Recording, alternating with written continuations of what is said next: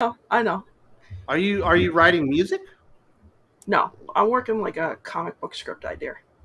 Very nice. Congratulations. That sounds exciting. Have Thank you you. been reading the manga? Because you are the manga expert.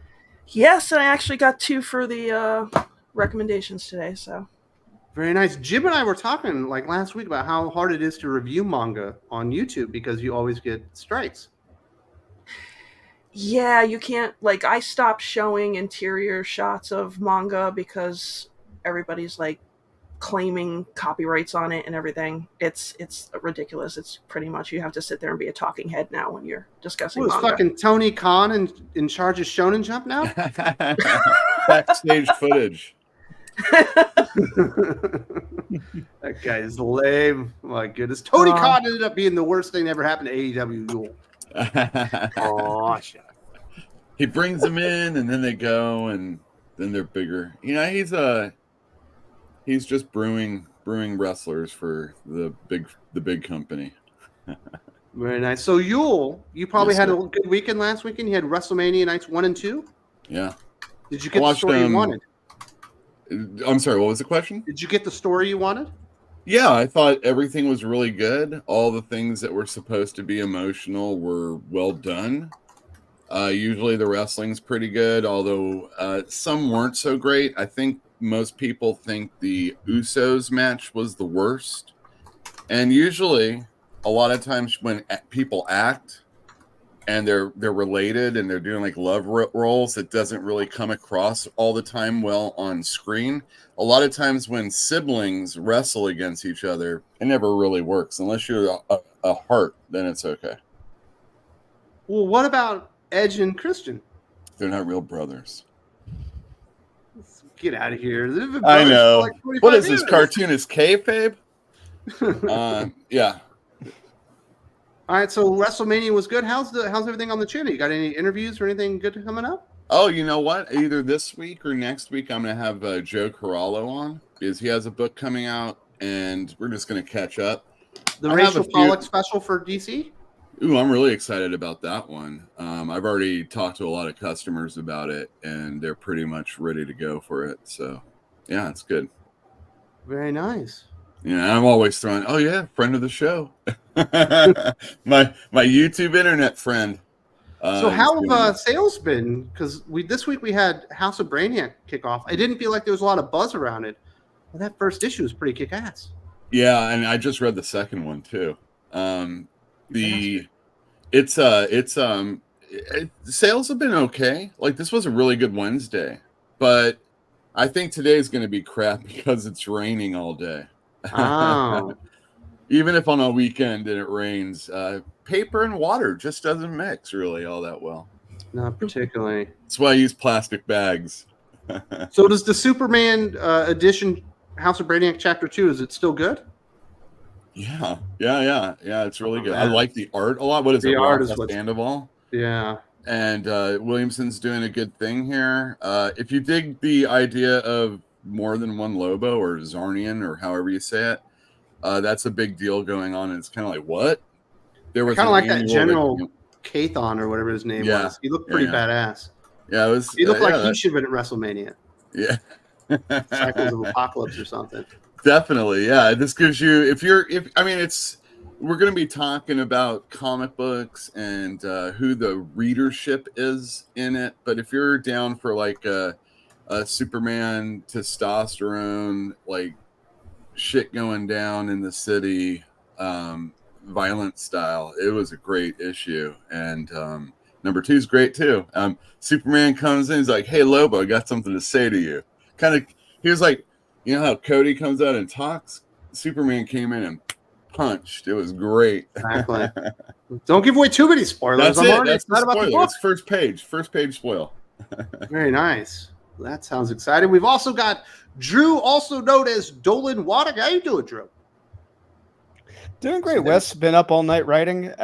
Yep, I'm here. Been up all night writing. I guess that explains why you haven't heard from Aaron if he's out sick, because he's going to be editing this new book. But yeah, been very, very, very, very busy. Well, very nice. How you feeling? You feeling good about yourself? Are you feeling bad about your writing? Are you depressed now? Not even close to that. I'm feeling ecstatic. Like yesterday, I was on cloud 9, but it's. I don't want to get it. The past few weeks were kind of rough, but like all the news I got recently for these projects have been fantastic. So yeah, I'm. Very nice. Did you get to read that Action Comics? I did. Yep, I did. Are you as over the moon as Yule and I? Do we want to save it for our video, Wes? Do we want to talk about it now? He's got a dissenting voice here on Action Comics. What is wrong with you? Or is it? I don't know. Or is it? I don't know, maybe. You really piqued my curiosity, though. I gotta say. I mean, I'm side eyeing you. Pause. You know. Can I ask Drew a question? When you get done with the script, and you're like looking at it, you're like, oh my God, this is the greatest thing I've written, or no one's gonna like this shit. How do you feel about that when you finished, or is there something else? You know, it a lot of times I will say, was starting off, I originally had the biggest ego in the plan, thinking, oh, this is fantastic. But as the further I've gone along and realized that, okay, there's going to be more than one draft. I'm not Max Visaggio. That I have to realize that it's going to be going through like 5 or 6 or 7 drafts, and that, okay, it's not the greatest thing on the planet. It'll probably be good, but it can always be better. Yeah. Very nice. In the Air Force, we call that the 90% solution, Drew. Yes. Right? We don't have the time and money to get it perfect, but we get it 90% and then we go. Eric Larson was talking about that one time. He's like, you give a page 3 hours and then you're done. Yeah, I know. I can tell. Last but not least, we do have, I guess you're the co-host of the channel today, Eric. Yes.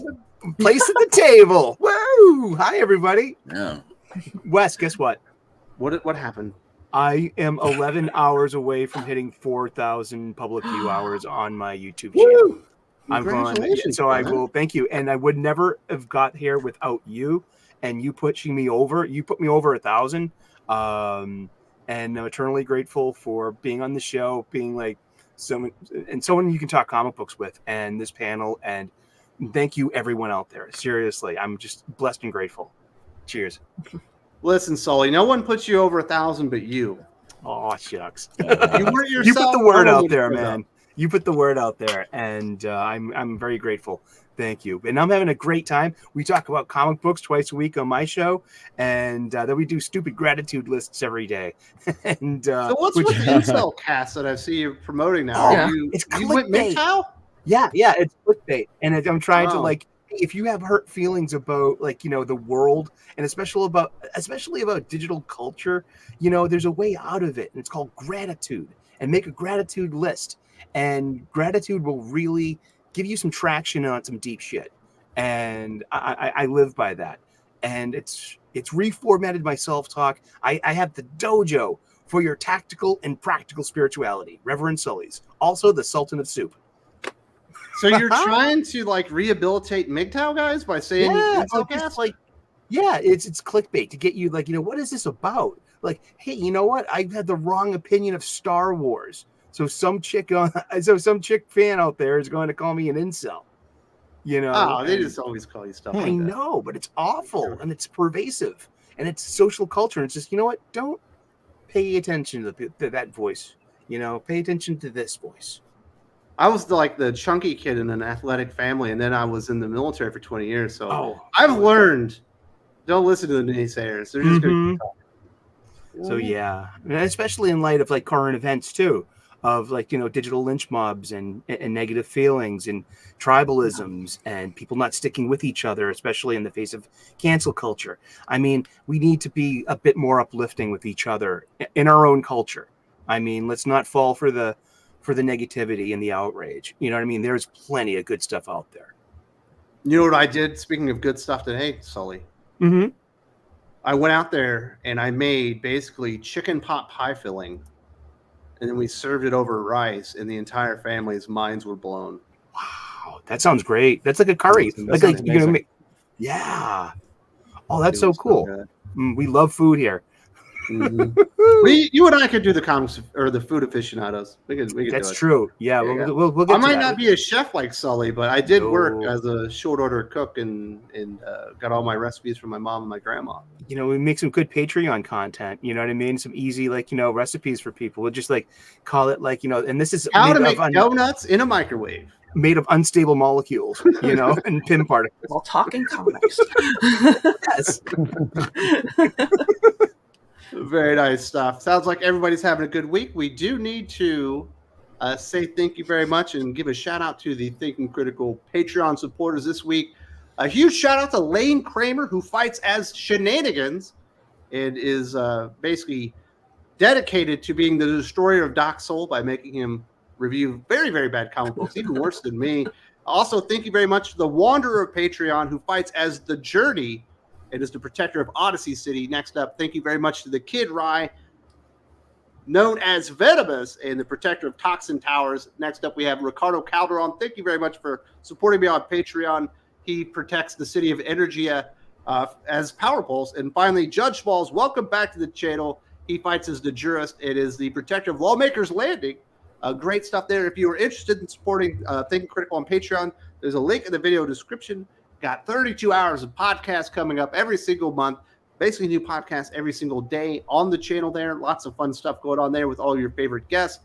And we have a good time there. We also have some people chiming in. We've got some super chats already. Callum says, did you hear about that stupid TTRPG Tomb Raider? Tabletop role-playing game? So, Okay, wait, what? Tabletop? I thought there was some new alphabet people.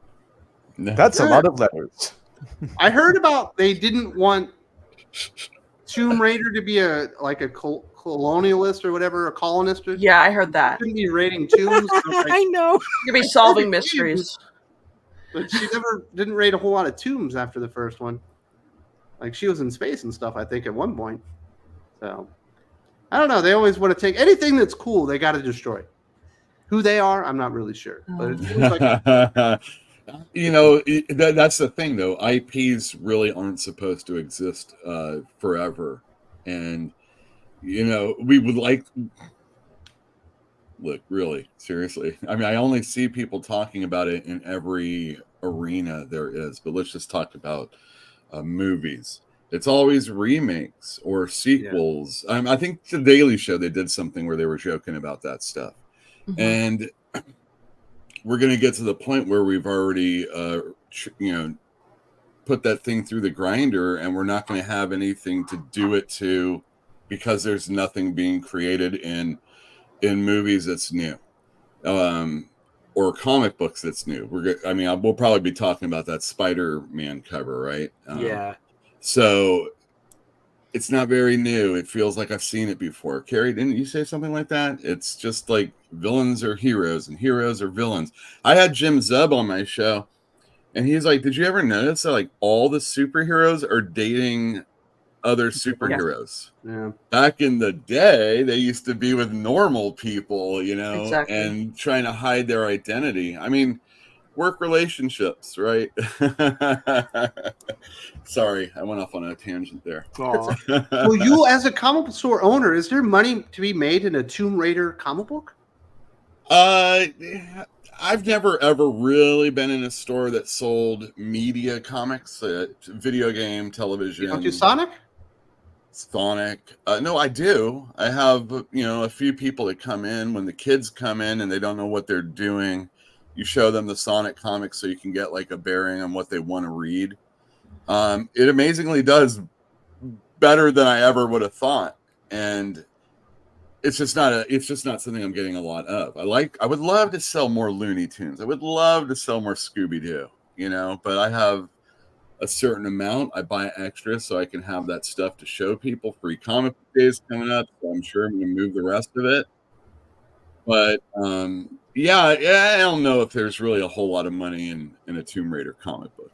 Not really. Nice. Not if Angelina Jolie isn't on the cover or something. Or Adam Hughes. Lade says, so for Doc next week, once all announcements are done, I will give Doc a choice between 3 series. He can choose the one he wants to do and 2 issues a review of. Oh, man. You just might as well just make a Lane Kramer tier. You know what I mean? I know, right? You want to shovel some shit? This is how much it's going to cost. Let's You want to torture destroy Doc. Doc's life. The destroyer of Doc here. You could determine everything that is going to ruin Doc's life. Mm-hmm. Yeah, these announcements for X-Men are not getting better. No. Are we going on to that? Are we? No. Should We'll we get wait? there eventually. I got a this video feels like coming my out. show all of a sudden. Like it's just all over the place already. Adam should Frey shut says, "Good morning, team. I know I yell where's Perch every week, but please check on Perch. That man is down after last week, and it doesn't bode well for comics culture." Your boy Zach said he's wrapping up. Yeah, Perch has been talking about that. I actually talked to him this morning because he was going to do the Q&A on the Patreon with me this week because Doc's out. But Perch is under the weather. He's not feeling well. So I'm been scrambling at the last minute to find someone else to do the Q&A with me. I think I found somebody.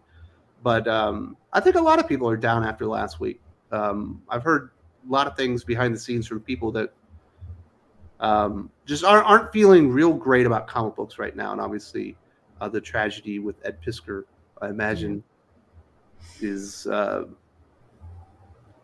it's one of those moments that I think is going to change comic books. And I'm not really sure how drastically or how much it's going to change it, but I think in 6 months, we're going to look back and say that's something that was an impetus for change, whether it be good or bad. I'm not really sure. But I do think a lot of people are very down after last week. I think it's not something that I would say like dwell on, but it also can't be something that we forget. And Right. I know how it is these days. It's easy to forget. But again, not dwelling, just don't forget also. But I can confirm Perch is definitely feeling under the weather, and he's had some medical issues lately. So hopefully he does better. We're praying for him here, and definitely put out your good vibes and prayers for Perch and his family right now. Lane Kramer says, Wes, watch X-Men 97 episode 5. You will cry at the end. Can you watch it? Do you have it on Disney? I have Disney Plus. Okay. I hear it's good. My customers are raving about it. Everybody keeps demanding that I review the show or watch it or whatever. But the thing is, Drew, I watch cartoons all day long with my children.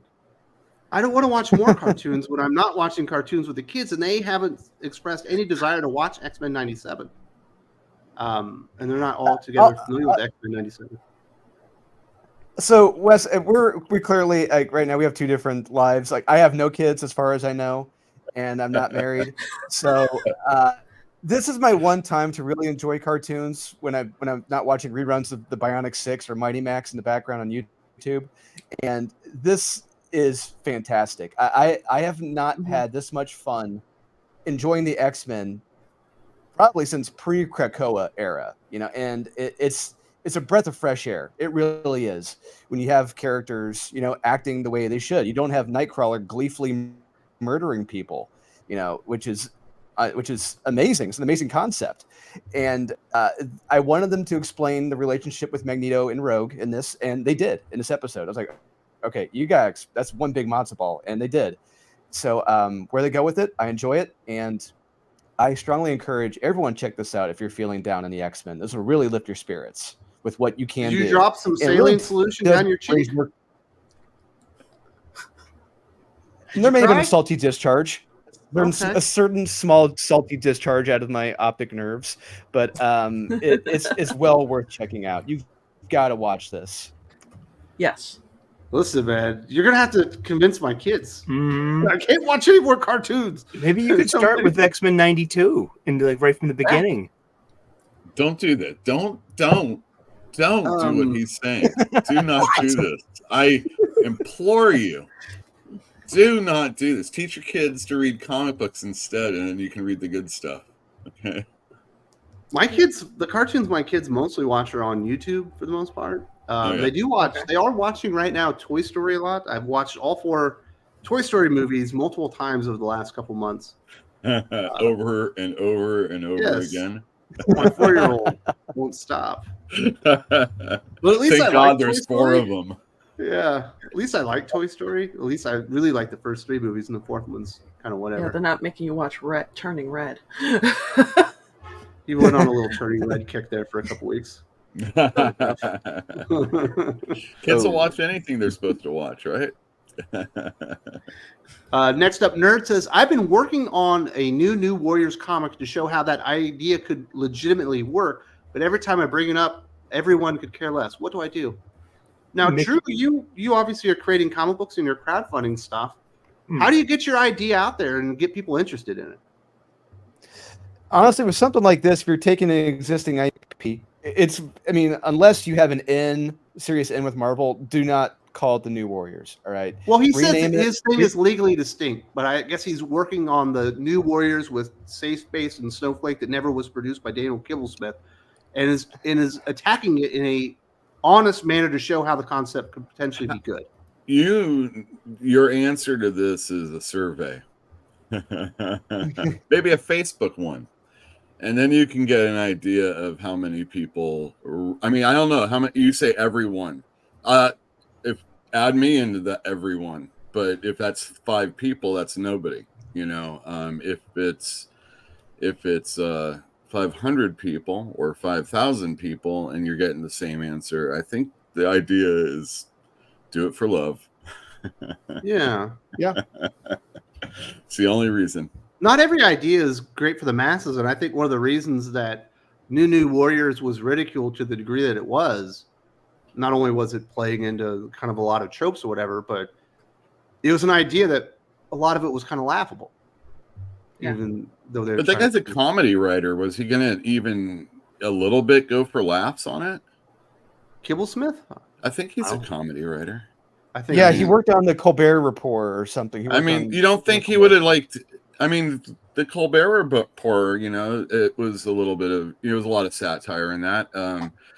I could see that Safe Space character and all that other silly stuff that was in that New Warriors being played more for comedy angle, and maybe through the comedy you start liking the characters a little bit more, kind of like the Justice League or something back in the day. Not trying to suggest it's going to be Archer? as good as that. Like what? Like Archer? Like Keith Giffen, Justice League. Oh yeah, like Archer. Exactly. Yeah. Perfect. Exactly. If you did something like that, it could, but how many people are going to give a shit? Yeah, I don't know how to make people give a shit about a comic book. I've never actually created one, so it's tough work, Drew. Like you're basically your own marketing team. You're telling me.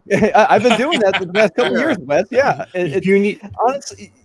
When you're doing it, when you're touching upon topics like this, like dying is easy, comedy, and comedy is very, very difficult, especially when you're touching upon subjects like this.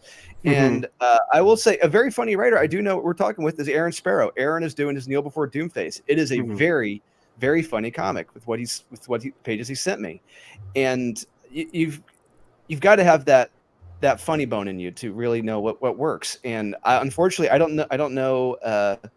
NX Nerds writing style to know if it's legitimately funny or not. I mean, we've got to see the art too. We've got to see if this art is any good. I mean, he might not be writing for comedy. Maybe he's going strictly serious. Maybe I have no idea. Treating it serious, yeah. So, okay. But even still, hey man, it's on you. There is no bad character. Yeah, it's how you write. It's how you write them. Yeah. right. And then once again, he did say it's legally distinct, but obviously he's trying to make something that was ridiculed into something that was good. Caleb says, good time to be a Godzilla fan. That's doing well. Also, I'm glad Eric is dead in 97. Now he can't touch Rogue anymore. But Gamut's dead too. Spoilers, man! Stop spoiling it! Oh. Wow. They all saw it already. Bastard out of the Outback. I didn't see it. Wes didn't see it. And you know what I'd say? Good. He's dead. He's dead. Stupid character. You know what? It stays dead in cartoons or comic books, but well, now we can have the have a little bit of decorum, man. The episode's only been out for a few minutes. That's not even a $5 spoiler. That's like a $50 spoiler if you're going to be pulling that, and that's Australian money, right? Oh no, wait, what is that? Yeah, Australian. Yeah, come on, that can't even be as good.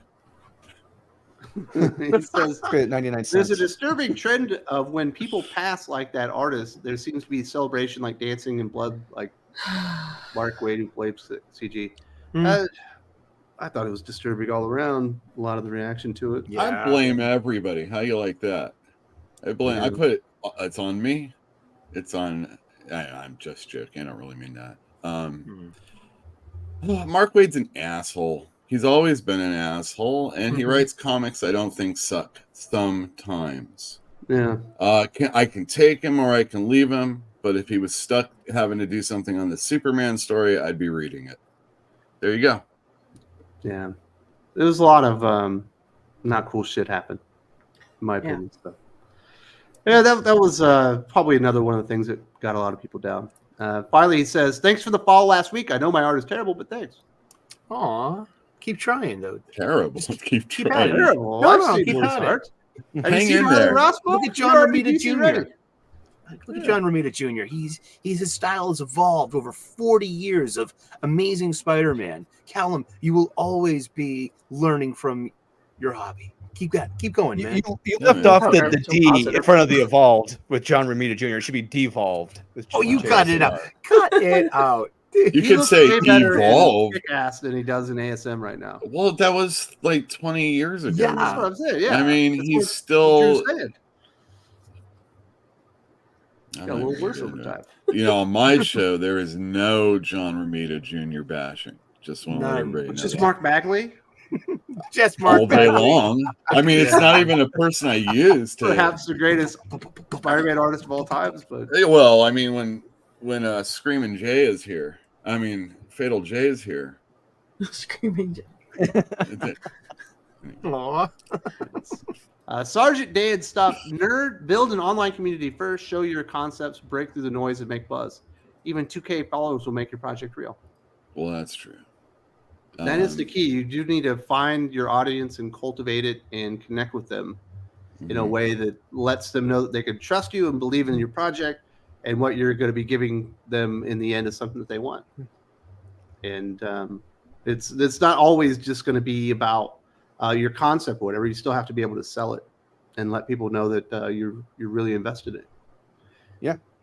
Yeah, that's a lot of what e-commerce is selling yourself and what you're all about and all that kind of stuff. Obviously, there are a lot of people doing very well with that. There's always Etsy. Etsy is great. That's where you get all the best little trinkets for your wife for Mother's Day or Christmas and stuff. Oh, you can get me a personalized bracelet. Perfect. They'll even make it for you and everything. It'll look like I did it in the art craft thing. Or bootleg comic book shirts. I bought an Eclipse Comics shirt from Etsy the other day, so I can't wait for that to get here. Really? That's awesome. You can get like really good cosplay stuff. I cosplay as Captain America, a full-on movie one, and I got this really nice compass that has Peggy's picture in it, and it costs like $30, but it's movie accurate, and it's a great addition to. Etsy's great for cosplay. Any of you cosplayers out there, especially with con season coming out, if you don't get vetted at the door, that is, you know. If you like retro gaming consoles, I will say this.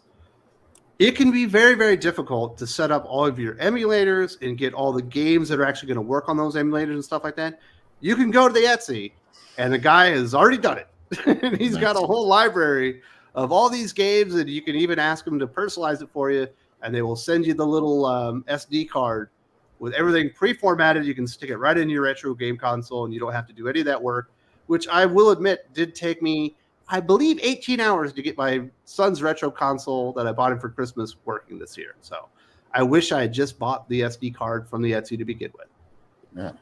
Yeah. I hope you put Donkey Kong on that. Absolutely. Donkey Kong 64. Every Donkey Kong Jr., all the games are on that one. I don't get into that exploring the land crap games. It's just too much for me. What, am I supposed to play a game for 35 hours? Seriously? Man, you definitely shouldn't play the Arkham Asylum games. No. I would never. Finally, Cal says, I mostly do Godzilla art, but sometimes I post originals. Oh, really? Mm-hmm. I saw Venom art. But I am rarely on Twitter. People should probably know that by now. Is he on Twitter or is it Instagram? Instagram is a better place to get your art looked at, and I don't feel Instagram is near as negative as the X or whatever the other ones are, or as clicky.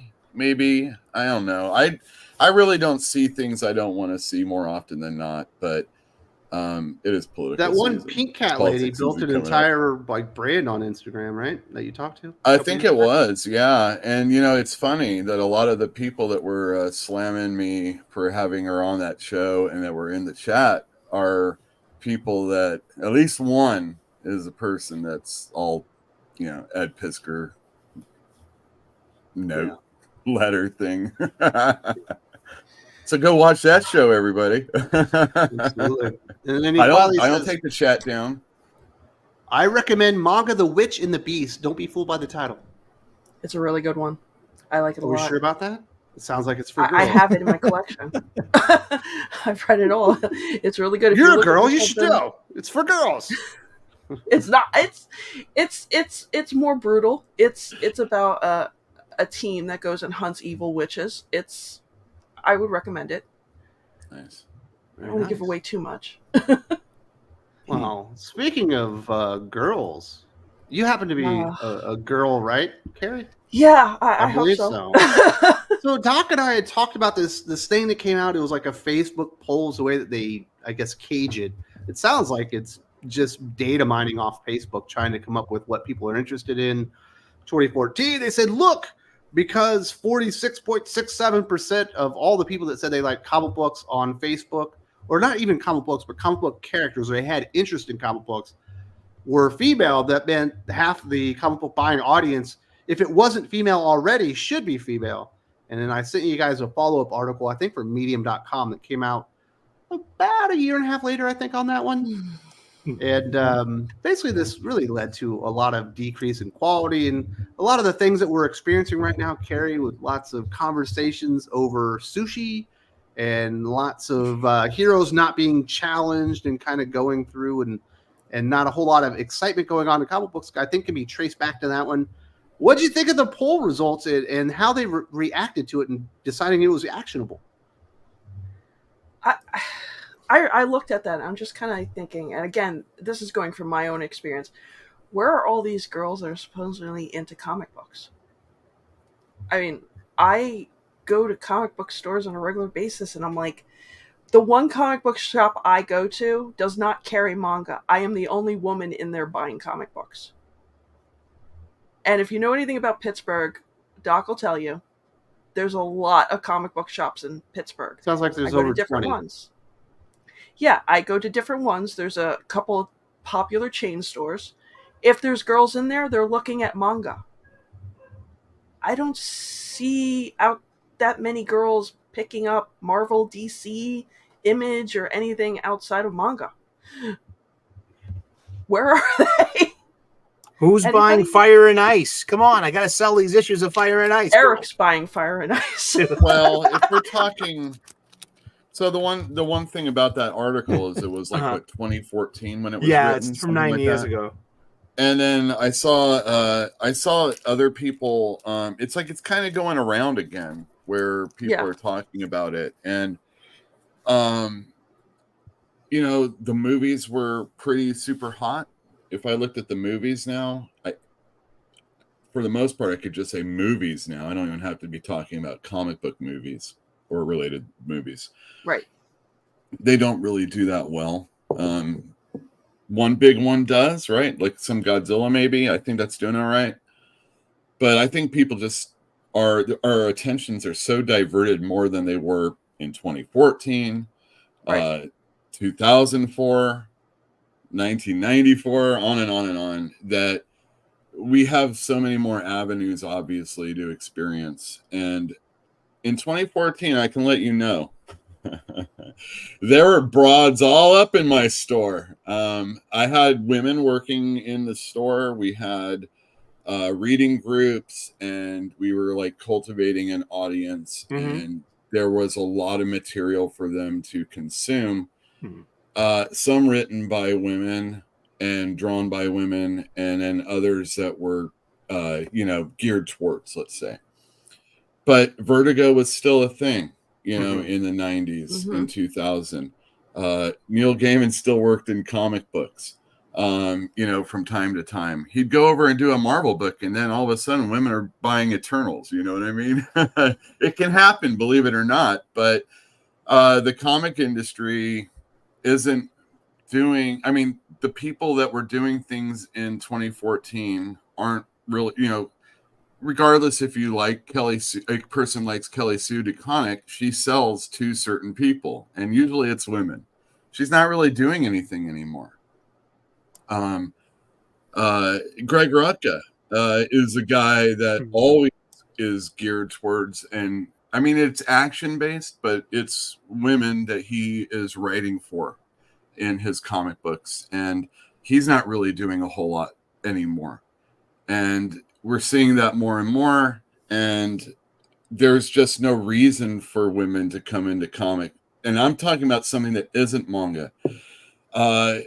Manga is really difficult for a store to yes. carry.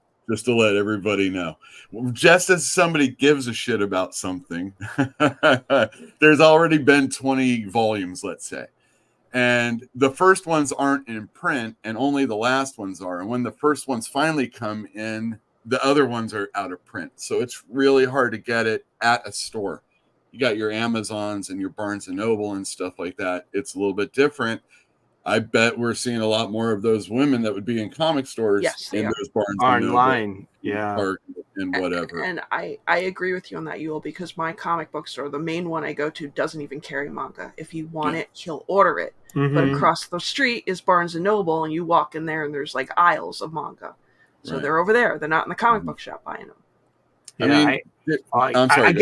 I get $2.50 off of my manga because I pre-order it through Amazon. Yes. It's the only publication. It's the only periodical publication I get through my online supply chain. Everything else I happily do get at my LCS and pay the retail markup too, because it's really important to that's the American dream. That's the American way. Superman's always talking about. Get out and go to your comic book shop and spend your money there. Get your supplies there, your bags, your boards, your boxes. And but yeah, with manga though, I literally I get a $2.50 credit, and over now over like 20 going on 21 volumes of Dragon Ball Super, that all added up, and it paid for several of those volumes. You know what I mean? In its own way. So yeah, you have too much competition with manga you have way too much competition with that click and point, and it's just mailed to your door. It's true. Yeah, I mean, it's God tough. And I understand, but you got to realize it's hard to go to a. Remember when I don't know, maybe you all don't. There used to be these things where you go to this store and you would just buy audio stuff, like your car speakers and your car stereos and your home stereos and your home speakers and headphones, and that was it. And then a Best Buy comes in, and holy shit, they got DVDs and video games. I can get a fucking vacuum cleaner there too. And it's like, what happened to my speaker store that was just on the corner down the street? And I feel like comic stores are kind of like one of those last type of things where you can go and get something that but when they're gone, the only thing you can do is order on the internet. But if we order on the internet now, it's going to make that the only way. Game of Thrones, the novel, when all the store, like when there wasn't a Borders anymore, all of a sudden it went right back to cover price. You know what I mean? That cheap price you're getting now, it's not going to be offered to you later. Yeah. So don't shop internet. Sorry. Yes, once Amazon wipes out all the bookstores, then the prices will go back to normal. That's the goal, or at least that's the game plan. But the important thing is, women, they're only putting out in comic books things that should. I mean, don't you feel obligated, Carrie, as a woman, to have to buy Spider-Woman just to make sure there will be another Spider-Woman down the line? I was wondering about that with like my I see this kind of like pressure, like, oh, you're a woman, you need to support like the female characters because we don't get much of the female characters, which I kind of sit there and go, it's kind of bullshit because I remember in the 90s you've had tons of female characters. Mm-hmm. And I'm not going to buy a book that is terrible just to support because women. I want good stories. It's not a good story. I don't feel like it's not as much as I feel like to ensure that you eventually will see, let's just say a writer you like that wouldn't even consider doing a comic book, okay? Mm-hmm. And is going to do a comic book, and let's just pretend does the best comic book ever, okay? Okay. But wanted to do this female character. But you know what? That shit doesn't sell. And because Carrie didn't buy 5 years of shitty comic books, that situation is never going to happen with your character finally. You know what I mean? And that's so unfortunate. Now, don't you feel obligated to have to buy it? See, and I don't think it should be my obligation. I think it should be the industry's obligation to produce good product. If you're giving me 5 years of shitty product, why would I continue to want to buy shitty product just because maybe that one book will be good?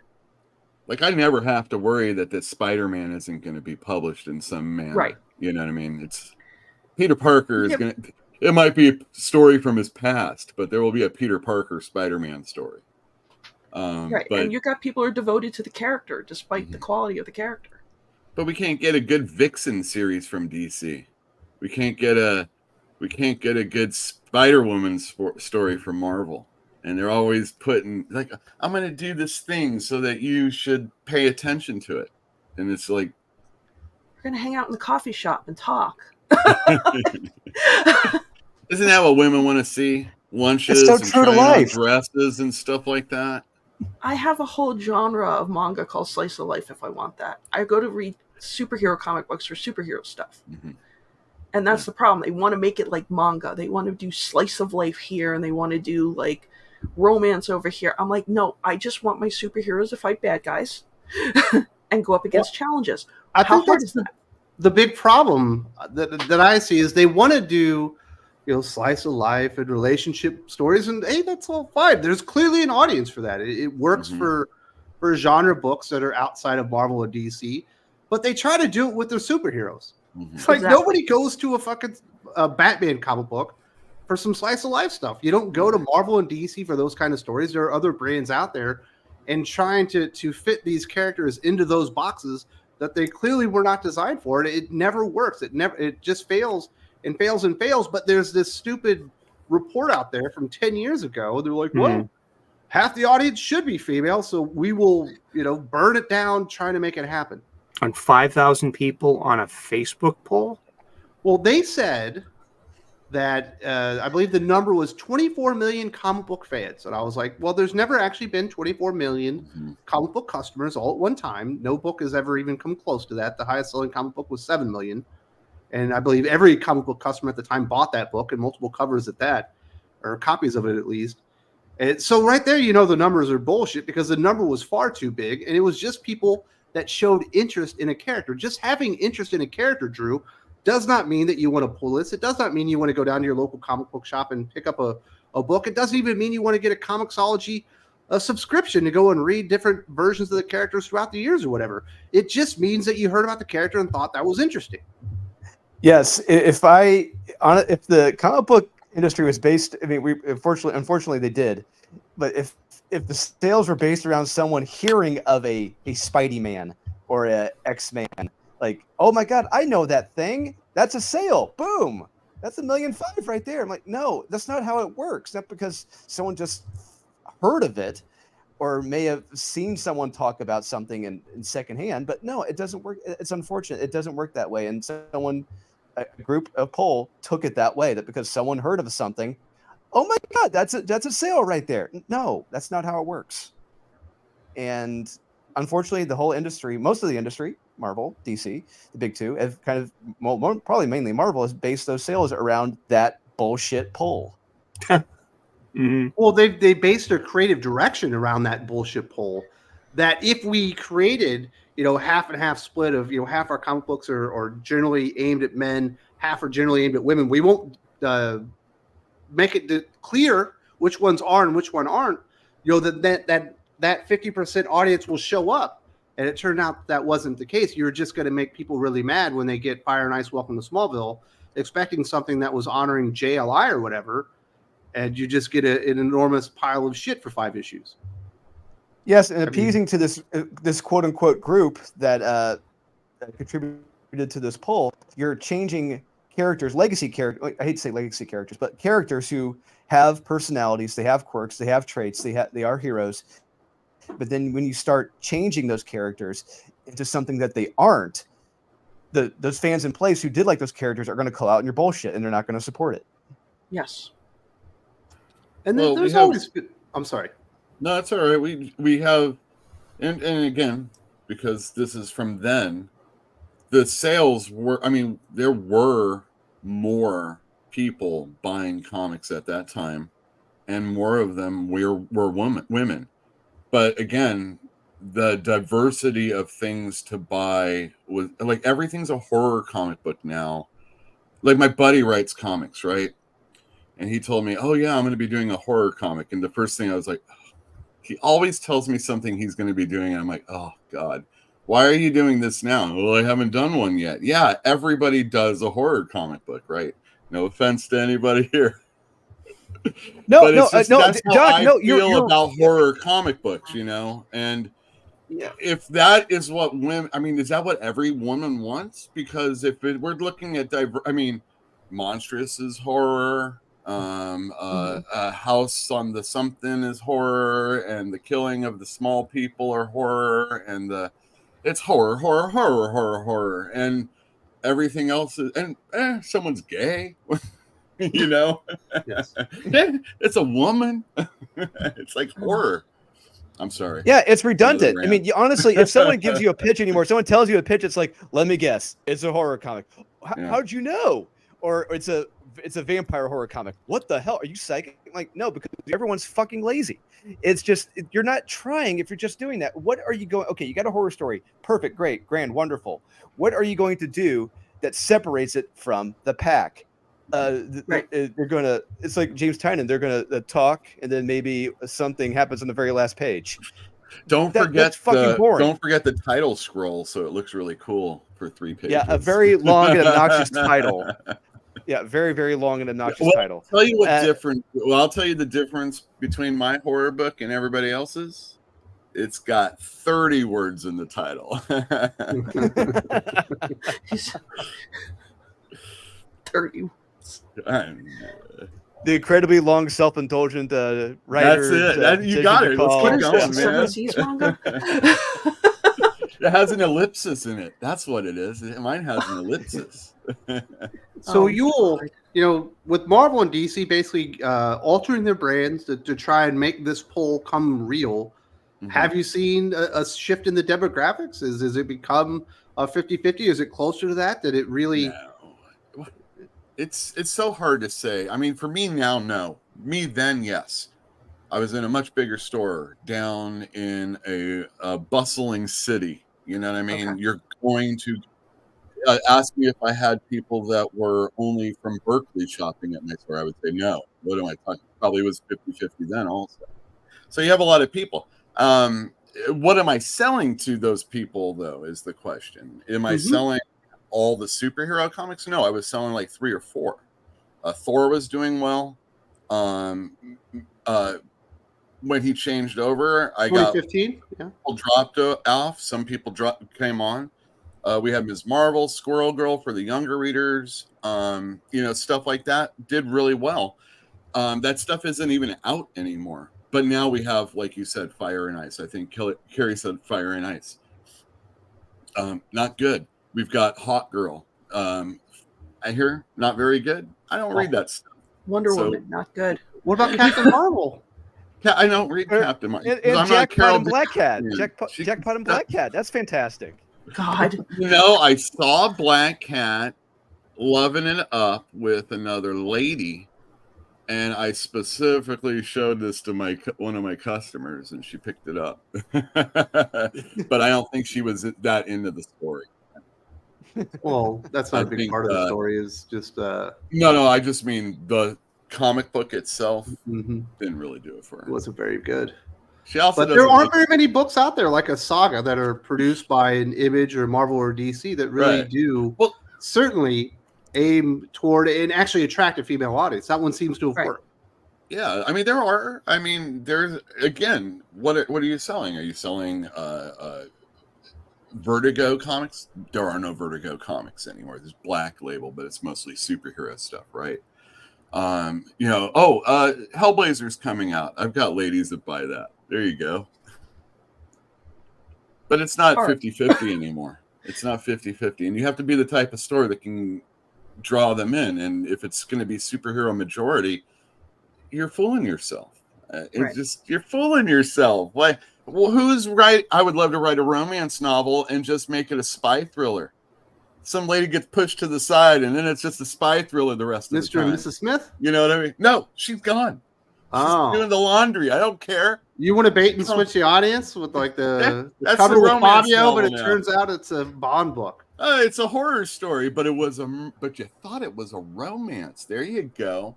For 30 issues, I'm going to do this romance, and then horror, just like that. What do you think?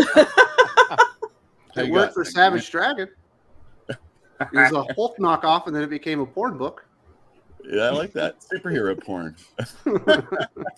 It's pretty funny. If you like punching, he still does that stuff pretty good. It's like I've read the last 2 issues of Savage Dragon, and I've never really touched it before, and I was really entertained. And I'm like, I always felt that Eric Larson, didn't he have more of a that Todd McFarlane kind of style, like of that? Well, you followed him on Spider-Man, that's for sure. So when you're doing all the web like that, yeah. But now it's like he looks like he's doing Frank Miller in a way, and it's he's like, old. But I'm really pleased with the art and with its over the topness, and it's like a statement on superhero BS. I found it fun. Dude, I would check out the first 30 issues of Savage Dragon or so. The first 30 or 50, they are incredible. They are truly amazing, especially the first 10 or so. You've got to check those out, man. Like when Savage Dragon dies, when he's all spiked on that tower or something like that, remember? Yes. Yeah. That's sweet. Yeah. So what do you think, Sully? Have they gone so far into this? Have they committed to the bit so long that they literally can't go back? They just got to keep going down and going down? Yeah. Because it's just a reflection of HR hiring practices. You know, you have to. We don't have bullpens of comic book writers anymore. They draft from colleges, and you go to the right colleges, and you take the right courses, and you get the right jobs. These corporate HRs, they're all Ivy League business school grads, and this is the mentality of it. And it's like, okay, I was at my CVS just yesterday getting some Ben and Jerry's ice cream. It was a pint of fish food, very, very good flavor, caramel, dark chocolate, very good. Wes, you're missing out on Ben and Jerry's. Are you? Do you have Ben and Jerry's? Oh, no Ben and Jerry's here. But I like to look at the magazine rack while I'm there, because the magazine rack is just like it's kind of an extension of what we do here. These are print periodicals. They're at a marketplace on a shelf, and they used to share that marketplace as well. So like there was an issue of Popular Mechanics. It's $8.99 an issue now. Yeah, and it's still its ads are still directed towards men. And it's but $8.99 monthly, and but look at the other parts of your newsstand. You have like Elle magazine, you have Cosmopolitan magazine, you always have women's magazines as well. So I think they're treating the spinner rack like the newsstand, that you need to have X amount of publications directed at women as well. And they could also be the same old books like what if it was called Elle by Popular Mechanics and it had a fucking car on the cover? Sydney Sweeney. But really, it was all relationship advice. It'd be a little confusing, wouldn't it? No. But A little bit. I think they could be like the same kind of. Women have always had comics. Going back to the golden age, there was Really like the model. girls love romance comics. So they could just be the same old romance comics, just with a superhero skin. Like if you're looking at like Sensational She-Hulk by Rainbow Rowell lately, I mean, that's kind You got it's like people that like it. I mean, I it's don't know what to say. likable. Yeah, It's not terrible, but it's just right. Not it's goodable. it's just like I saw Sex in the City and it was a wonderful show, and it's been like this ever since. Like, do you need to have She-Hulk Sex in the City? Well, Also don't think about when you take your break. So Wes, you're a latent lifer mostly when it comes to comic books. Wow. You're a Talking born about again. kids? Let's Are we say talking that. about married comics? All of it. Okay. No. I'm just saying that, like, there is always a time if you start early in comic books when you don't read comic books. You gotta take a More break. often than not, you take a break. College, high school, you get back into it when you start working. You're like, I'll go to the comic store and see what's up. What is that? 8 years, 10 years? It's kind of where we're at right now. So there is a possibility, if it's true that what I was saying, that there were women in buying superhero comic books, that we might look in another 5 years and like, oh, there's going to be some people coming back. Their kids are older now. Their kids, they want to get into comic books, or they want to go and see if like Ms. Marvel's worth the shit anymore. And stuff like that. Hopefully those books will be around, but Carrie's not going to be buying them, so it's not going to be on her. Well, here's the point about that. It's to add on again. They're going to have to really like do something to convince me that they've changed and they're going to produce something good for me to want to buy some of these female characters, because a lot of the books I've read I haven't read the She-Hulk, so I can't comment on that, but a lot of them, the way they You write might these like female that characters. all of them, I think. I gotta Really? say, because it's got some punching, but I don't know. I think it's the best of them all, maybe. Better than Poison See, Ivy? Which I'm isn't the saying oddity. much. It's a pretty low bar. Poison Ivy is Maybe great. I like my hero stuff. I'm the oddity amongst the girls. But my problem is the way they write female characters. Okay, maybe not all of them, but a majority of them is that there's no flaws, there's no stakes, and it's like I can't relate to somebody who's like overly perfect and always putting down the male characters in order to lift themselves up. I'm sorry. No, if you go in and read a Captain Marvel book, I was reading the Kelly Thompson one. In the first 2 issues, it was just everyone that she interacted with for the first time was like, "Oh my goodness, you're Carol Danvers. You did this and this and this. You're absolutely You're the greatest amazing." ever. Like, no, actually, you're amazing because you did this and this and this. I was like, "What are you guys doing here?" It's like there's supposed to be some conflict here. There's a bad guy out there killing people. Didn't she have like a publicist when that one dude was writing it? Brian Reed, like in the 90s or 2000s. Maybe. She was still I Ms. think she Marvel? had like some published. Oh, yeah, it was still Ms. Marvel. She needs to get that person back so she can like recraft her image. All these superheroes really just don't like me. Too many damn platitudes. I hate this shit. No one's. I know. I just know they're talking. They don't know, but I could hear when they're in the other room, and they're talking shit about me all the time. That'd be my Ms. Marvel, Captain Marvel. Would you write Captain Marvel? Would you be excited about that one, Yul? No, but I would do my damnedest to make it the greatest comic book I have ever seen. Like it would be. I already know, what you need to do, and you never see it. And I don't even know if it could actually work. But you always. The thing is that that they don't really care when there's not a really great artist on the book. And yes, there's a lot of really good artists still out there, and they don't put them on Captain Marvel. Sorry to whoever's doing Captain Marvel. It's not even really a slam against you. What I'm saying is, who's today's George Perez? Right. Whoever the fuck that is should be doing Captain Marvel if you really give a shit.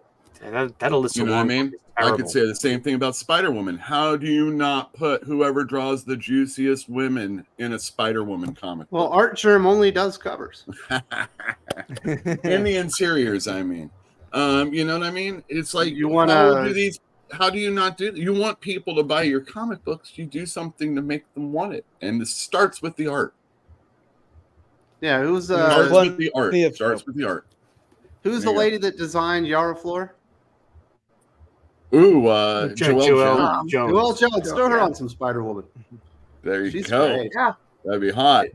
Another thing that really bothers me, we'll start winding this one down, Drew, is there's certainly been writers that do self-insert characters. Warren Ellis is sort of infamous, or perhaps noted for doing stuff like that. And we certainly have writers like a Tom King that tends to turn his hero into himself. But for the most part, that's not really how comic books really operated. But a lot of times, when you put an Alyssa Wong on a Captain Marvel, the book is actually about whatever the Asian lady that's the sidekick now. The book is really about her, and that character is clearly Alyssa Wong. She has all of her characteristics. And when you get a lot of these female writers in, of course they're hiring them because half the audience is supposed to be 50% women or whatever. We get so many self-insert characters, and I'm like, I'm just not that interested in what the writer would be if they were a hero. It really shows these writers. You write what you know, and it's clear that these writers know shit from Crisco, and it's unfortunate because all they know really is themselves. Really, they hang out all day, probably looking at themselves, talking to themselves, and they just know that they are the most fascinating person in the world. They're looking at themselves in the mirror, saying that they're good enough, they're smart enough, and people like me. And Gosh they darn think, it. gosh darn it, people like me, and they think that I love they that are movie, by the way. Is that Stuart Smalley. Yeah, that was Now, see, like Safe Space, if you did it like that, perfect. You know what I mean? That would be the new Warriors, just like Stuart Smalley. that would take, if you had that humility and that creativity to do that, but they don't have that ability. And that's the other thing. These creators don't have any humility at all in accepting that they're not perfect, and just they see these great characters as themselves because that's all they know, themselves. And it's unfortunate they've never lived outside their bubble, their apartments, their town and their shithole that they're living in. It's like it's a shame. Yeah. So I think that's definitely something that's also come along with this that's become very frustrating and difficult to deal with, as a reader. That's why Kitty Pryde's going to be a barista. Yeah. I think Slay. it's lack of talent more than, I don't know. It's definitely a factor. We It have absolutely we is. have Combination Yeah, of right, issues. we have a combination. creed. We have a mission statement. We're going to do this. That's companies are really into mission statements, But think about your baseball or football team. We're going to be a running team. You got the most expensive quarterback on the team, and you give a crap about your running backs, or something like that. It's like, what are you doing? But this was an avenue they went down. They tried to make it happen, and they're still doing it. And I feel like, I don't know about activism necessarily, but they're still reading that same. If they're still reading the same article, and they're like, "This is going to happen," you want women to be in your shops. Right. Women are better buyers than men. Right. Okay. Yeah. Everybody knows that. I take shit personally, Yul. I don't forgive my book. I live in a blue state, in a blue city, so my local comic book shop is decidedly blue. It's queer friendly. They wear that stuff on their sleeve, and so when I go in there, I'm always in my all caps Cyber Frog hoodie. So I kind of keep it underneath my jacket, and I don't expose myself. But it's like you don't expose yourself in comic shops. It's inappropriate. Really. Exactly. But it's like, that's not already happening. But there are geek girls that work there, real geek girls that work there, and real geek girls. What do you mean by that? As you mean they opposed got to like a fake piercing? You mean like You that? know, Right? The half head shaved. Some of them, hey, I'm not being going to be judgmental. But they're really awesome and they're great people. And Hey to the girls out there. What shop? It's my shop. Yeah. It's called Kamikaze. It's in Davis Oh, I Square, know that Somerville. name. Yeah. Yeah, they're a really great store. They're also a vintage comic book store. I've been going there for the better part of 2 decades, and I love my local comic book shop. And I've got 7 more in striking distance of this fortress of solitude. Your backup plans? Yeah, I have a backup stores Yeah. that, and They've sold out of Action Comics. You got to get a copy. well, dude, yeah. Or if you want that really sweet Jorge Jimenez variant cover on cardstock, sometimes you deserve that variant cover just for shits and giggles. Absolutely. I do. So let's hear from the peoples. We got Lade Kraber says Rogues VA Lenore kills it in episode 5. The feels. Mm-hmm. Her voice actress. Reverse it, Oh, VA. I thought Virginia. Yeah. What does that mean? Her Veterans Administration. Oh, very good. Yeah. Mhm. Very nice. Caleb says people like Kelly Sue only write for themselves and as their own personal therapy to project their hatred for their marriages. That's Did she hilarious. really? Okay, honestly, did she really mess up Aquaman? Yes. Can you mess up Okay. Aquaman? Exactly.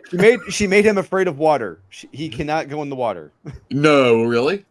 Yes, that I happens. thought he can't live unless he got at Well, least it's like the same 24 hours stupid of water. Nightwing, I can't jump anymore. Bullshit. He's good at taking showers. Like he can't go a day with not taking a shower, right? Dan Abnett's Make it Aquaman easy. was actually really good. Kelly's With giving the him a sword golden and the shower. lantern? Jesus. Yeah. No. If you consider breaking a comic book, dumping the sales by 25% in 2 issues, then she definitely broke fucking Aquaman. They Well- immediately went down. That was all right. So seriously, let's be Mhm. real. When I heard that she was doing that, I thought to myself, or out loud even, there's no Kelly Sue DeConnick fan that's going to buy Aquaman. Yeah, it doesn't make sense. It's not really None bitch of planet. them. It's No, not none Captain of Marvel. It's them. not Well, feminist. she So there made you go. Mara the Star. She made Mara the Star in the book eventually. It wasn't Arthur. Even still, none of them were going to go over and read Aquaman. All the Pretty Right. Deadly people, all the Bitch Planet people, all the people that read Captain Marvel. Marvel people sometimes don't buy DC comics, so you already are cutting off those people. And on top of it, we're talking about Aquaman. Man, Aquaman's good. I'm tired of the hate, man. No hate. I got Oh, some of my favorite stuff. The Arcudi stuff with who is the artist on Green Lantern Corps with Tomasi? Pat The guy who Gleason. doesn't. Gleason? Oh, you got to get those. San Diego goes underwater. They call it Sub Diego. Sub Diego, yes. flooded. Remember that. Yeah. So good. So good. People dump on That's- Aquaman. Not cool. So, but I'm talking about sales. I'm talking. I don't like about- Aquaman with the hook hand, though. Well, that was you can blame Dark Knight Returns for that and Watchmen and all that stuff. We got to make Aquaman edgy, Peter David said. We haven't had an All Aquaman right. solo series in over 2 years now, Yule. Isn't that weird? Yeah, I'm okay with that. I'm okay. Ah, come on, man. I only had one standing always order for Aquaman. Caleb says sometimes by accident in a good and smart way, most of the girl branded fan bases are boys, like Sailor Moon fans. Really? Very disturbing. I mean, I don't know if you go to BronyCon, is it 50% dudes? You tell don't me. know, but I don't I don't care. know. I don't The know. only person on this panel that would go to BronyCon apparently is it's mostly Eric. a male thing. I have did a ask Trish Forstner. customer. I have a customer that's involved in that, but I've never asked the specific questions about it. All I know is that I'm not Pete looking down Pony on BronyCon. If that's is your down. thing, that's your thing. You know what I Yeah, mean? Right. me either.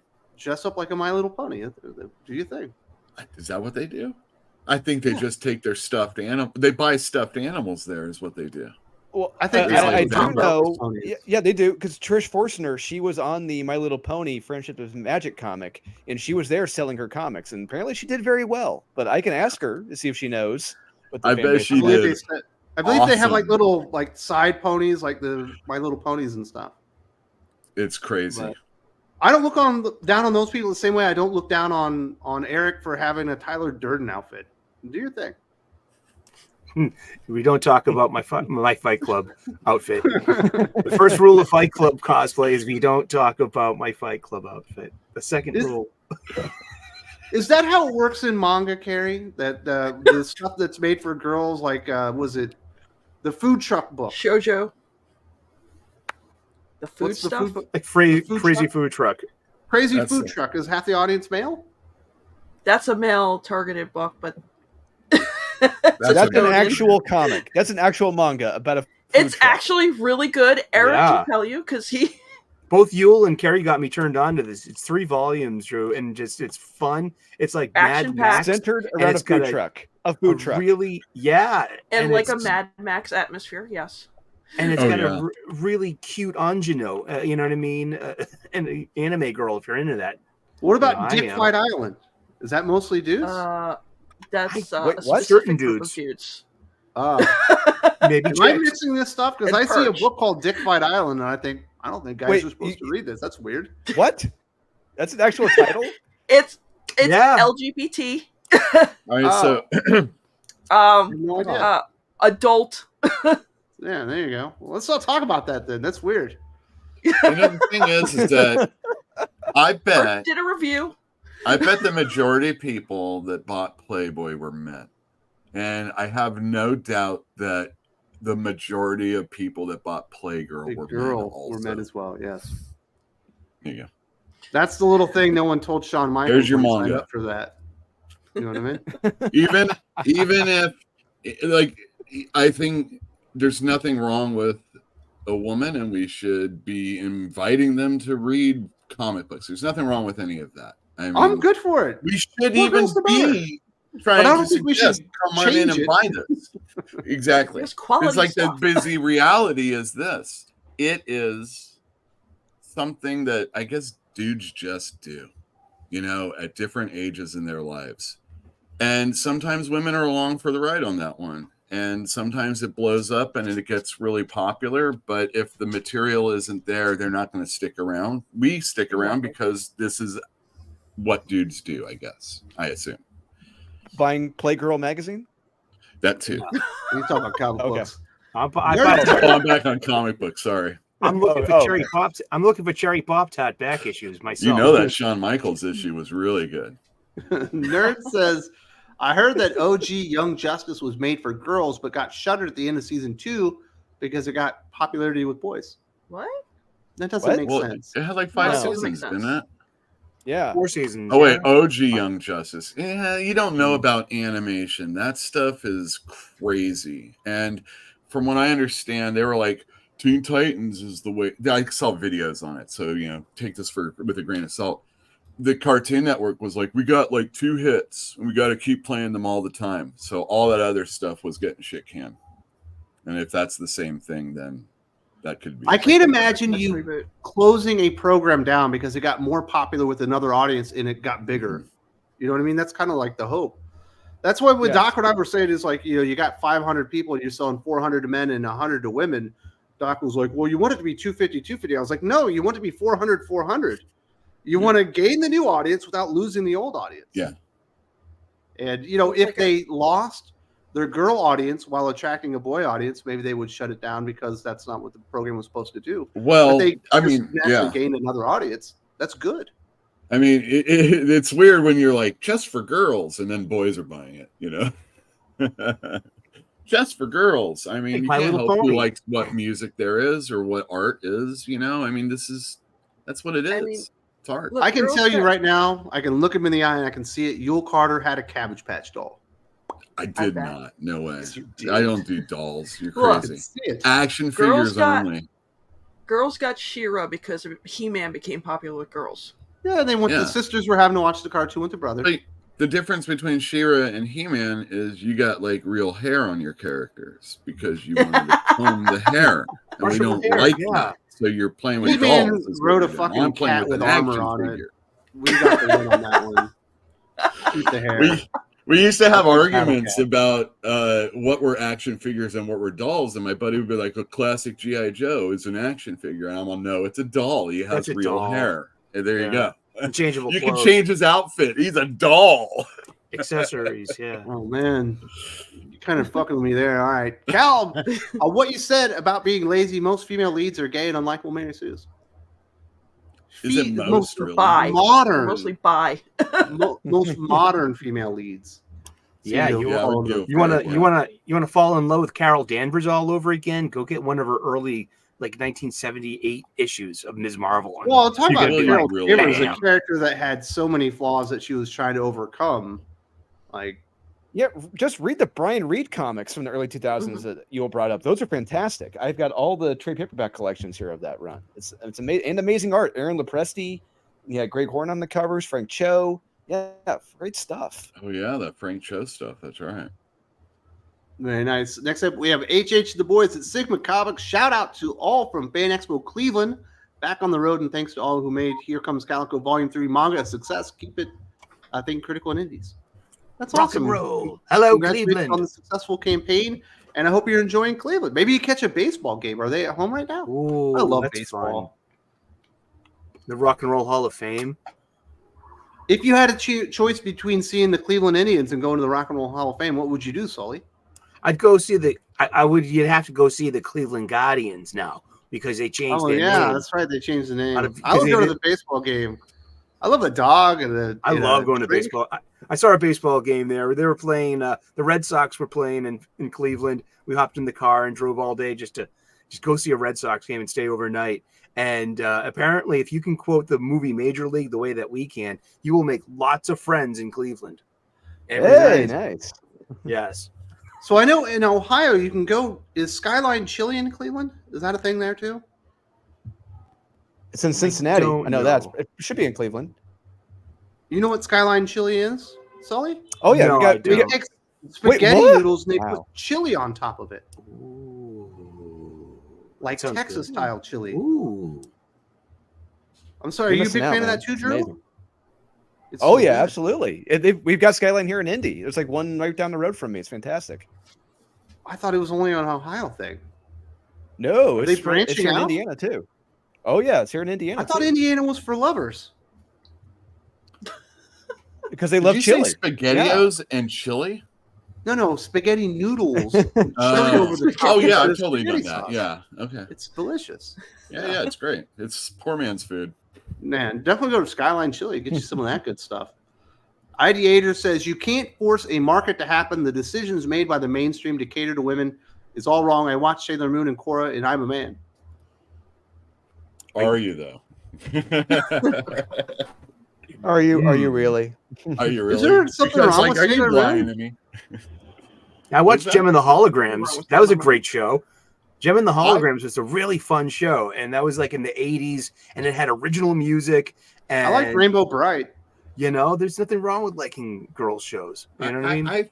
There's nothing wrong with it, but I think Ideator, in my store, the majority of people that bought Sailor Moon were girls, women or girls. And Korra is related to Avatar, right? The Last Airbender. So Yeah. that kind of makes sense there. But again, it's no slam about reading Sailor Moon, but the majority of people that came in the store were girls to buy that. And I don't think I think you're the outlier on that one. No, I don't think that's what he's saying. You cater Oh, your I product see. who you cater your product to, and if other people show up, they show up. But you don't Oh, change yeah, without a things doubt. because Well, then you ended up breaking it. Can you imagine if they scholars- decided Sailor Moon needs to be a male property now? Uh-uh.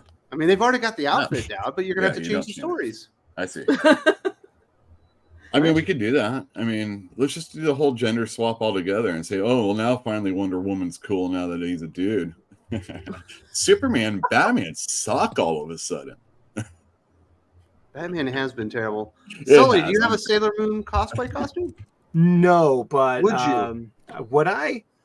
Yeah, Wow, how much money are we talking? What size super chat you have to set? for that? $20 is $20. That's what we say around here. So $20. $20. $20 Hans in this one? The people in I- Massachusetts are I don't cheap know. if it's 20 Jeez, I don't have the bucks. legs. I'd have to say no, Wes, because I do not have the legs for that anymore. I don't believe that at all. It's like The Rock has to wear. He's beyond trunks too. You're we're like the same Rock. age. You know what I mean? I don't want Remember to. when Rock had his liposuction been or so- whatever, and he had to wear that shirt for like a year and a half? Yeah, he got like a third boob or something like that. He's getting some moves. It's like, wait, 3 boobs. He has another, another. He could have been a star of a different proportion if you thought about that. I still like Total Recall. That's a great scene. The most electrifying move, man, in 3 titty action. Yeah. Gallup says Mariko Tamaki, I think, takes the win for self-insert. She was on the writing team for that Godzilla series on Apple TV, and she wrote the worst episode. Wasn't Matt Fraction also on that? He's like, I thought he was the main writer. Yeah. As his real name. Is that a bad too. series? Is it? Supposedly it's good, but I don't watch anything on Apple TV. That's like probably the worst streaming service I've ever used in my life. I don't know. I can't talk about what I don't know. I mean, in a movie or a TV, I just don't really care. I mean, no offense, but if she comes into a comic book, and I don't read Tamaki comics usually. Yeah. Matt Fraction is one of the co-creators of the series. Yeah, good for him. Finally, that's why we're not getting too much. I remember when they announced that Green Lantern book. And everyone said, "What the fuck?" And DC actually didn't make it. That was a smart move. Remember that one, Yule? She was supposed to be doing it with PKJ. What was she going to do? She was going to do the Hal Jordan Green Lantern book that we're getting now. They announced it for Dawn of DC. Really? I do not remember that at all. See, there you go, everybody. We get all worried about the things that are going to happen in the future, and it doesn't always happen. Maybe they listen to people. Calvin said episode 4, and she turned one of the characters into herself, and it was badly received because nothing happened. So, like a chunky Asian lady that likes girls. Yeah. I don't. So, like the Starfire comic she wrote. Oh yeah, I'm not Starfire. You can still make a video on that book, and a lot of people will watch it because they hated it so much. Really? Maybe I'll do that. You should definitely do that one. you can still talk about that. Like there's that book really pissed a lot of people off. Deservedly so. It wasn't very good. Yeah. All the right people. Yeah. Or the people on the right. All the right people off. Or all just people on the right. I don't know why. Me being clever. there's still. So I saw Comic Book Bob. He's all buddy of mine. He's all self-inserts are never good, but I think that's not always true. Correct. And what I think is like you have to have elements of yourselves in that character, hopefully, to give it a little. You want write what you know, right? Right. But we are doing superhero characters. But if you read Animal Man, that's a lot of Grant Morrison in that, and it only helps that character. And not only that, he gets in situations where he, like all the good writers, like Chuck Dixon and Claremont and Roger Stern, they can present a side that isn't that's opposite, and not always be like a bad thing. Like there's 2 opposing points of view and we're butting heads, but we can still get the job done. Or maybe you find out you're not as cool as you think you are, and that totally happens in that book. So that's one thing. I'm sure there's others that we can find. No, there are definitely good self-insert characters. Warren Ellis has done a lot of good self-insert characters. Agreed. Pete Wisdom is the one that stands out as being kind of bad. Jack Hawksmoor too, I think. And Spider Jerusalem himself. Yeah. I mean, it's one thing when you're creating the character as opposed to going on and taking Spider-Man on. All of a sudden he's not a guy that speaks in New Yorkese or something like that. Yeah, or when you do a Hawk Girl book and you throw your character Destiny in there and the book becomes about Destiny. Yeah. Oh yeah. Well, we saw that all those like Silver Surfer and Warlock Legacies are basically what this one comic book maybe like. Hey, Ron Lim and Ron Mars do Marvel Space. That's what it could have been called. Instead, it's just like all these characters kind of converging around these mini series that they're doing. Very nice. King KDI, on a working holiday, purchasing and developing some land. Here's the question. If the price dropped, would these activist books be more popular? No. Not if the quality's bad. Well, I think if the price drop, more people are definitely willing to take a risk, right? I It depends, man. I mean, like it's for me, it's about Are art. they the only books that are $2? Because if Spider-Man's also $2, people are not going to pay attention to it then. You know what I mean? Right. I mean, yeah. Why? Like, what's wrong with this book that it's extra cheap? I mean, I want the good stuff. I'll pay $5 for that.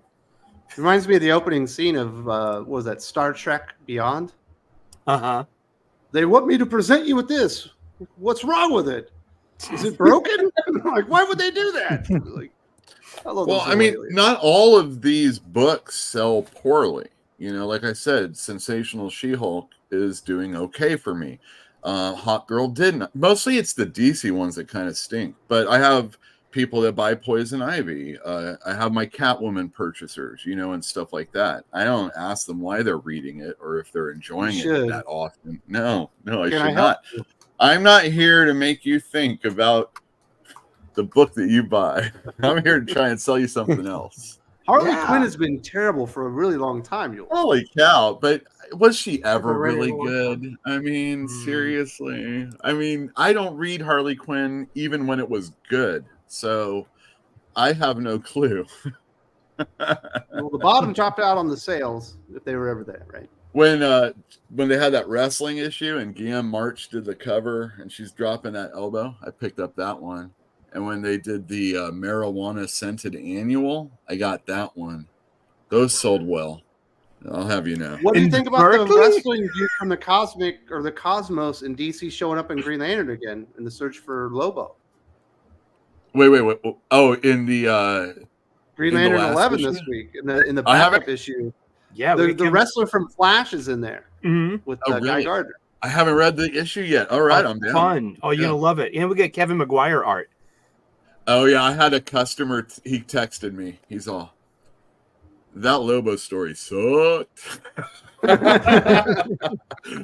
I'm like, oh really? And I laughed at him because like I kind of built it on the premise that if you want to read something, you should read this.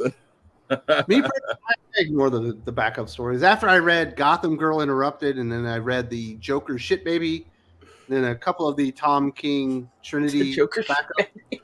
I was like, nah, you didn't sell me on this idea. It did not work out well.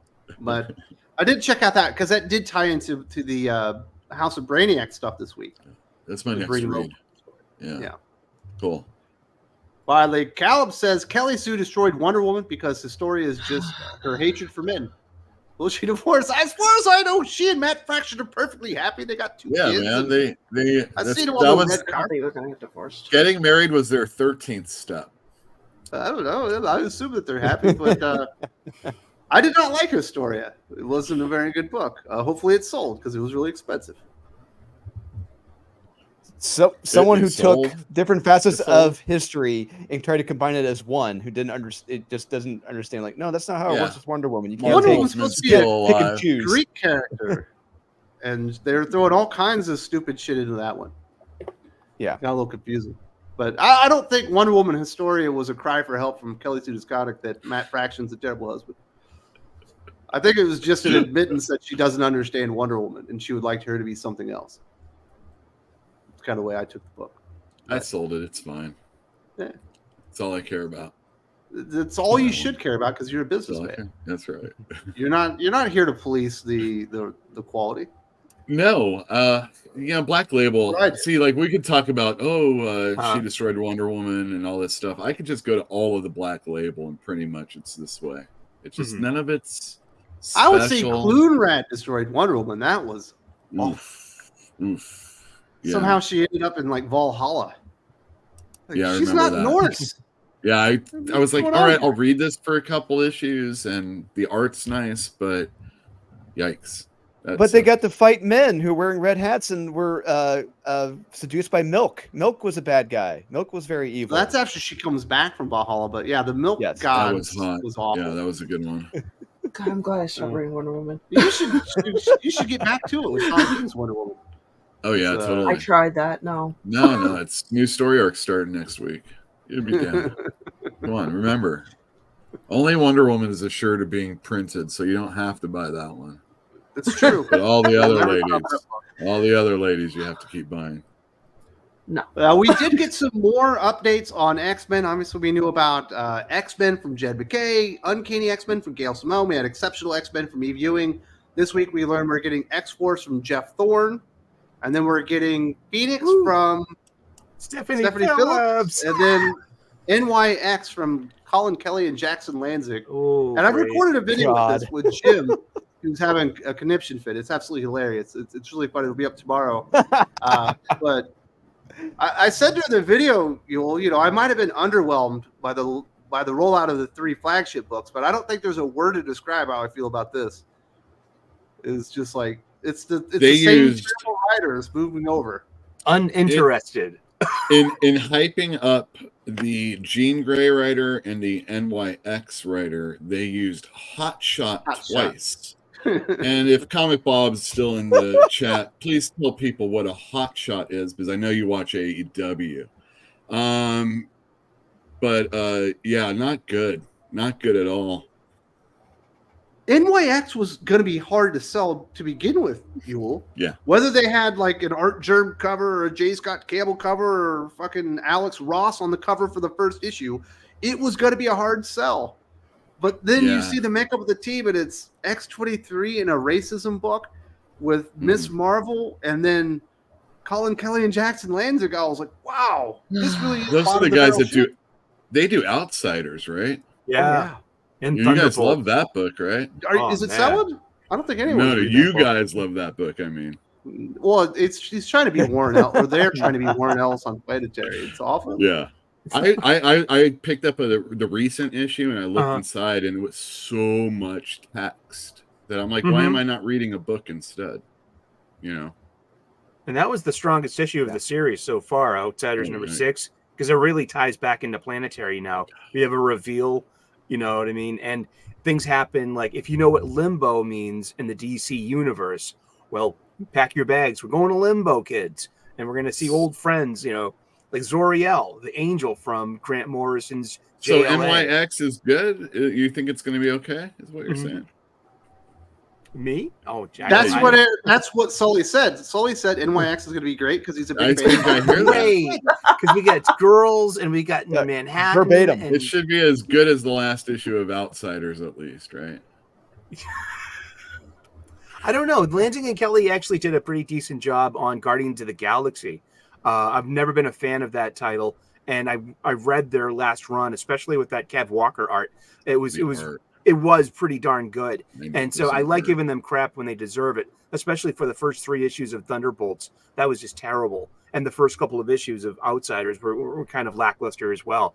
Yet, I mean, give credit where credit's due. I want you to go read their Captain America. I want you to read their Bloodshot. There's a lot of stuff you need to get through. Go read Dan Abbott's Guardians of the Galaxy and then come back to me. Yeah. Is that the best Guardians of the Galaxy run ever, Yule? Dan Abbott, or is it Valentina? I'm not a fan of any Guardians of the Galaxy, just to let you all know. So I really movie? am not the person. I'm not a fan of any Guardians of the Galaxy, just to let you all know. So I'm not the person to be judging any of this stuff. Well, when I heard that they were doing a Guardians of the Galaxy movie, I said, how can you make a movie based on the lowest of the low superhero teams? And obviously you don't use those characters. You go the Dan Abbott run. And then, you mean the one that, like, that's not Drax, and that's not this, and I'm not a fan. My goodness, man, this stream took a turn for the worse there. If Peter David's not writing those characters, I probably wouldn't read them. You know what I mean? But if you go out and you pre-order NYX and you throw it on your pull list because Sully gave you the stamp of approval, I'm just saying, do so at your own risk. That's right. You're talking adjacent, man. I'm not. Blame Sully. Blame me, please. Bring it. I don't expect to order it heavy. Just to let everybody know. If you shop at my store, don't expect to get it if you don't ask for it. I don't think anyone ever asked for a return to NYX. It wasn't a good concept when they tried it the first time. Yeah. It's just like, why didn't they call it Gen X? At least there's some like name cachet to that. Yeah. Wasn't there like a Bishop NYX where he was like the detective of the mutant population. Oh, was that it? Does it ring a bell? Yeah, it's when they Kinda, got sort relegated of. to like a little decimated city block or something. It's like Yeah. it's like I think it was after like the Mutantville No or More whatever they Mutants call thing when that. there's a few of them, or maybe it's right before that. Yeah, Yeah, I think Oh, you're right. man. didn't take. Yeah, So, it's not Drew, looking good for X-Men. which one do you Correct. think is going to be the Jeff Thorne's X-Force? Is it going to be the Stephanie Phillips Phoenix, or is it going to be Colin Kelly Jackson Lanzig NYX? Which one is the one to buy? The Wolverine with Greg Capullo's art. Probably. I mean, That wasn't the choice. I made my own. I'm don't going to know say the Jeff writer Thorne. yet. It's gonna be Honestly, Salty as Ramirez. much as I didn't like Jeff Thorne's Green Lantern thing he did, he completely fundamentally broke Green Lantern. I have a feeling he's going to do the same thing with X-Force. I hope he doesn't, but that may be the most interesting one, the most decent one, I think. It didn't We'll see sound what like happens, but X-Force, the other though, did ones it? I have no confidence in whatsoever. No, it doesn't sound like X-Force at all. That's why it's Jeff Thorne, because he's fundamentally changing and breaking it. This is what he did with Green Lantern. Is So I'm expecting Forge him getting a to team break together to X-Force and fix break the stuff X-Men and make it. instead of a Black Ops team? That's Well, what Forge weird does on his own. Yeah. Forge fixes things on his own. He's good at that. I think don't Jean Grey is the one to go for, believe it or not. Stephanie Phillips has sometimes not written a shitty script, and it's Jean That's Grey. true. True. Her If I was first going to issue of say, Harley Quinn, Future State was good. I thought Sometime. Catwolf and the I Howling did- Commandos was yeah. good. Cap- Was okay. Yeah, I agree. but so like, and then so let's take it back to what we were talking about before. We're talking about women readership. This would be one of those books that might possibly be one to target to women. If you're going to do an X book, you know what I mean? But how will they target it to women? That's my question. Well, I don't know about how. If we're talking about advertising and outreach and stuff like that, it's probably going to be the same old shit it usually is, dependent on the comic store ordering it, dependent on persons talking on social media so that people know about it, and then that's pretty much it. I mean, some online advertisement or in-book advertisement, and then that's it. I mean, I can't think of what else. What Bleeding Cool? The characters It'll be on the. No, characters I are meant gonna have like Etsy story. profiles. Like, what's there going to be their selling point in the story to women? Because is it going to be, Phoenix? Well, I don't going know through, about like, the some selling female point. crisis and needs to meet up a storm at the coffee shop to talk about this. What are we talking? Well, I don't know exactly. What are we talking? How is this going to go? If it's just going to be same old stuff, then it won't be targeting to anybody really, other than the person who just has to have every superhero comic or every Jean Grey comic, Right. or it's a pretty cover. It's so depressing to say things like that. I know. But it might be good. So what I'm saying is It could the be. hope is that this first issue will be good. And it's Jean Grey is a likable character, and she's been dead, and I haven't really been reading the other X-Men. So let's say I'm jumping on. This is definitely a book I might want to pick up if I'm looking for side stuff. You know, I was saying there's Marvel people and there's DC people. Well, there's Batman people, there's Spider-Man only people, there's X-Men only people, and that's one of the reasons why there's always so many titles of X-Men these days, because they realize that these are a subsection of the people that buy comic books. There's someone that buys all Marvel, buys all superhero, and then there's people that only buy X-Men comics. And there you go. That's how it kind of works. And this is I don't know. Again, NYX doesn't thrill me. X-Force doesn't thrill me. Never did before. And Jean Grey is the only one that I would hang my hat on. These three solely. None of this stuff. Actually, the only thing that's going to stay on my pull list is going to be Wolverine, because I'm willing to give Greg Capullo a shot because I love his art. I miss him, so I'm willing to stick with him as long as he's on the book. But I mean, just it just feels like, oh no, it's more the same. The Krakoan age is over, and now we have this diaspora of we have like different cities, we have satellites, like different X offices. Didn't we do that before? Having X offices everywhere. It's like Doc was saying on Twitter, it feels like Huh. they're just shuffling the cards and not getting a new deck.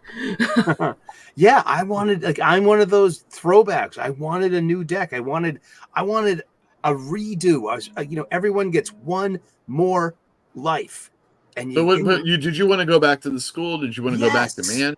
Because Yeah, I wanted I've heard a lot of people uniforms. that don't want that.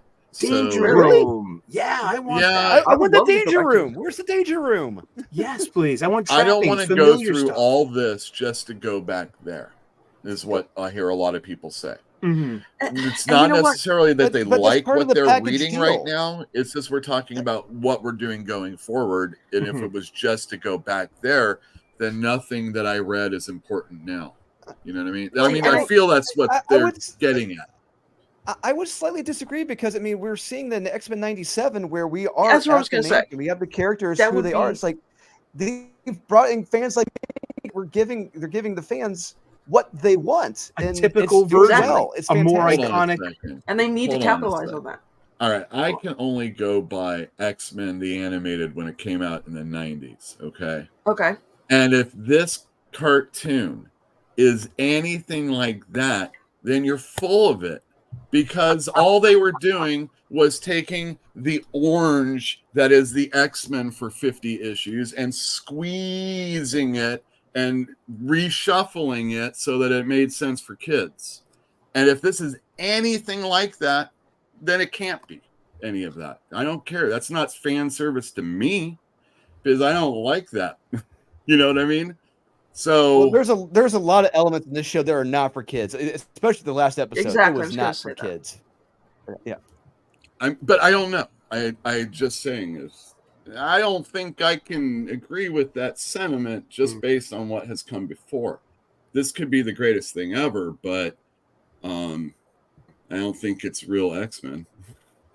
Well, I read X-Men 97 issue 1 2 weeks ago, and that issue is terrible. Do not read. Really? If you like the animated series, do not read the comic. I hated Dude, that comic. was just nice traditional X-Men. It was one of the most straight up, easy to read and enjoyable X-Men stories I've read in a while. Just because it was like, oh gosh, there are my old friends. Nothing too complicated. None of this luggage of any modern continuity. Something really accessible, and you can jump right in, and they're likable too. I've read the first 2 issues of X-Men 97, the comic books. I think they're fine. I'm not recommending them, but if you're liking the show and that's what it is, I mean, there's nothing wrong with it. Pretty all right. Do you think I'm crazy, Drew? Maybe. No, look. All I'm going to say is we clearly, the writing staffs on the animated series compared to the actual comic book is vastly, vastly different, because there is life and character in those characters in the animated series. It is completely devoid of that in the comic. It's just it feels like it's literally written by a computer, someone with no human emotion in the comic. Yeah, Steve Fox. It's the best work he's ever done in his life. Well, so whatever he's doing next, we should pick up definitely. That's not saying a lot. He's going up. I've seen bad writers get good. I thought Cullen Bunn was unreadable at Marvel Comics, and some of the horror stuff that he does on the indie scene now is pretty damn good now. I thought his Shadow Man was good, so he did. His Shadow Man was terrific. Yeah, supposed to be really good. Terrific. Yeah. So one of the things, maybe Steve Fox is the one to look out for after X-Men 97 not being terrible. I think it's pretty average. So I don't know. They're having a hard time getting people excited for this X-Men reboot. I'm just saying that. It feels like all the rejects that were on Avengers books are just coming over to X-Men now. So let's hear for the peeps. Mr. DC Comics currently reading the monster-sized omnibus of Hellboy. What are your thoughts on Hellboy, and what other supernatural characters do you recommend?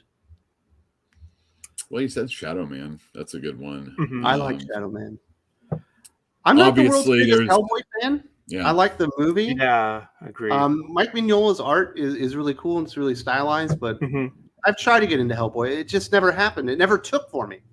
I like BPRD actually better than Hellboy, which is the Bureau of Paranormal blah blah blah. And they go out and they see different things. And there was different times when there were like big monsters, so like kaiju type stuff. and then other like horror based stuff. That one's I'm a big fan of. You should definitely, if you haven't ever read Hellblazer, any Vertigo from the 90s is definitely something you should read. Is Saga the Swamp Thing? Is that supernatural? I would. Yeah, that's Totally. great. Yeah, Like, the best predecessor comic to story I've Vertigo. ever read. I mean, Yeah. Vertigo starts in 1993, and you had this whole host of the immature DC books like Hellblazer, Swamp Thing, and Sandman, and Doom Patrol, Animal Man. Oh my Yeah, god. Yeah, dude. these were So not every Doc isn't here, so I can say this. Just joking. Anything Grant Morrison, dude. That's Listen, Grant Morrison screwed over the Authority and is forever dated. no. Yeah, I understand. I And understand. Wildcats. Wildcats. Very upset about that. My bad. It's hard to heal. He was broken doing heart. both of them. Oh, that I know. But- I've been hearing about it from Doc for like 5 years Yeah. now. Well, he's right. never gonna on get that, over it. But I mean, we're talking about Wildcats. You know what I mean? But definitely, Saga of the Swamp Thing, greatest supernatural story I've ever read. Yeah, it's From, awesome. Oh my god, it blew my mind when I read that first issue. You know, I'm reading it, and it's just like, what? Oh my god! And I'm such a kid at the time. I still think the Anatomy Lesson issue, illustrated by Stephen Bissett, is the best illustrated comic book I've ever seen in my life. That's great. I like when Swamp Thing takes down the JLA.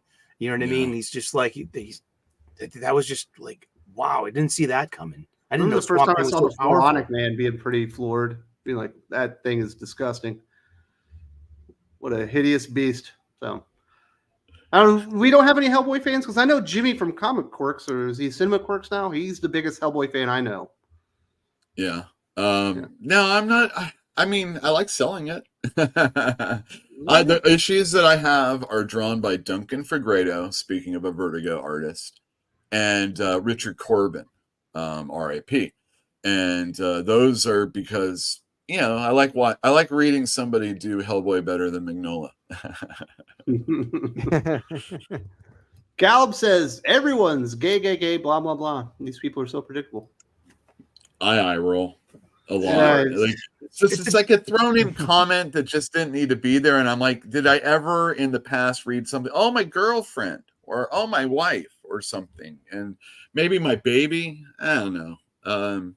All My Baby is something that a woman would definitely scream out. Yeah. Once the baby is taken by a villain and Yeah. Spider-Man needs to show up. Yes. But I can't think of like, oh, my loved one. No, I don't really remember that. Unless Oh, you're my like at partner. a wedding, oh, my partner. Well, I'm just trying to like make it amorphous so that it doesn't really matter what we're talking about. Just I don't remember that. But like, I don't remember a Jerry Conway Spider-Man where there was something so specific about, oh, my this, unless it was like a baby or the briefcase or purse that got stolen or something I like remember a baby getting trapped inside of a bank vault.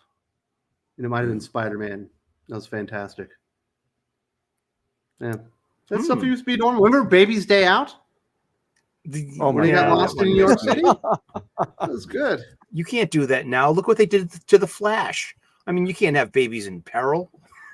No. That was Yeah. with the Poor microwave? Esmeralda. It was the microwave part of microwave it. baby is not a But I good don't idea. care. I thought it was Dude, great. the friction would have burned the baby. He did the right thing. Exactly. You're 100% right. The only place that could shield it enough. I mean, other than a safe would have been better, but there was no safe in this situation. It was like the opening of Roger Rabbit. I'll save you, baby. It was that. I watched Who Framed Roger Rabbit about a month ago with my kids. They did not like it, but my wife and I loved it. Still. Ooh, I love that movie. love that movie. Great. You have to have a working knowledge of Looney Tunes, I think, Yes. and that's been erased from. Plus, it's not really society. like a cartoon movie. It's actually like a 1940s like Noir. period piece with cartoon characters. It's pretty as part dark. of the setting. Yeah. Being 16 is a good age Shoe to scene. understand it a bit more. Yeah. I think it's not that it isn't for kids, but they're just not going to care. Yeah. People always get worried about what kids can read or watch. They don't read or watch anything they don't want to, and it didn't stop me from getting Playboys or whatever before I was allowed to buy them. I mean, does everybody have that field where they found that where they found or were told that magazine was or Absolutely. something? We had a stash. I mean, I don't really care at that time. It's no big deal, you guys. You older kids, or whatever. But when it's time, unfortunately, you can't stop them. Yeah. My 4-year-old was borderline obsessed with Squid Games there for a minute. And we're like, no, you cannot watch Squid Games. It's too violent. Too many bad things happening here. But he loved the big girl doll thing. So that would have been. Yeah, that was rough. Galvin says, Wes, you still haven't reached out to Dan Abnett? I want to ask him questions like, is Gina Drake Singularity? What plan he has if Silencer wasn't canceled? I've not read. Silencer was pretty cool. Silencer was a good book. They completely forgot about that character. Dude, I was thinking about Damage the other day. That guy was a good one. Sweet. Too. Yeah, and who else? Sideways was cool. Mm-hmm. They used him or that other dude that hung out with him, that big blue monster, every once in a while when they're doing some stupid cosmic thing. Mm-hmm. But other than that, Silencer, they've ignored them. I liked Damage and I liked the Terrifics. Those are the three. Oh, that one was Terrifics. Good too. There you go. Yeah, that was always a short-lived one. Mm-hmm. I'd love to see them bring back Tommy Morrison, the Hitman. I loved Garth Ennis's Hitman. That was just a wonderful time. Metamorpho, underutilized character. I also like Plastic Man as well, but after what Gail Simone did to Plastic Man, we can't have him anymore. That Kyle Baker stuff was great, though. Yeah. Jeremy Smith, off topic. Be sure and tell Doc I found some good Peach Momoko art. That should make his day. It makes my day. I love Peach Momoko stuff. Great. Hey, by the Doc way, likes Peach Momoko's art. He just doesn't like her writing. You know what? Ultimate X-Men #2 this week, complete miss for me. And I'm going to bat for Peach Momoko, and I love her stuff. Want to give her a chance, but I'm like, this one is just so flat for me. I'm sorry. If I wasn't a reviewer, I wouldn't make it to issue 4. Let's put it that way. Because I am a reviewer, I've been told issue 4 is when it becomes X-Men. I will make it there, but if I imagine a lot of people canceled their Ultimate X-Men polls this week because it was. I'm giving it a chance. It's weird. It's just it was off, and a 3-act story. So I'm there. Carrie. At some point, you have to make it feel like X-Men, and hopefully, you do that in the first 2 issues. Like, why? They don't. Why do you have to do that? Ultimate X-Men. It has to be an X-Men comic book. I felt like I picked up the wrong book. We've got like I was 2 reading a manga that had nothing to do with X-Men. This is not the day of giant-sized X-Men when you have real big, quick origins of the characters and then them all getting together and then fighting the thing all in the same issue. That's just not the way comics are these days. You have 2 characters. One of them, which we have, isn't a 2 mutant. characters and a villain. So, and the second one, we're not. I'm assuming she is a mutant. Maybe she's the first one. But just assuming. Anyway, really, I thought it was pretty good. You guys are going crazy about the second issue. I was not impressed at all. I was like, "What is going on here?" You're soaking in the bath right now. Is what's going on. Maybe it's the Shadow King, and if that is, and I've never liked any of the Shadow King stories. They're always a miss for me. I agree there. Well, that's certainly Shadow King. But I thought it was Chris would always cool. drag them out way too long. It felt Japanese. Yes, that's what I liked it. Like a I liked manga. it. I thought it was cool. Yeah, it's just so different, and I think that's kind of special. Like I love Spider-Man, and I love Superman, and I like superhero comic books, but I also like the alternative books that are out there. I don't like all of them, but I like them.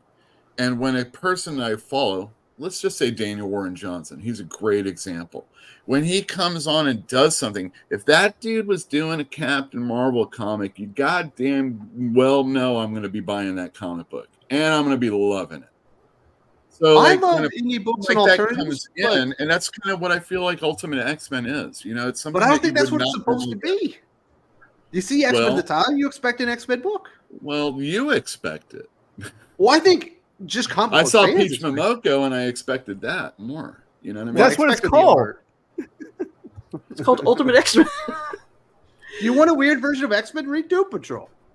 Yeah, it's like I don't know what to say. I It should don't be know how called to, like, Peach express Momoko's myself idiosyncratic properly. routines. There you go. This is what you got, and It's cute. Should be a standalone book. I think. Well, so as of right now, it is. You know, again, it's But not just the connected. old. That's what I mean. But Well, we know that main why? character is going to be inspired by Storm. It's already been said in the Yeah. solicits. I don't know. I'll come back to arguing about this later. All right.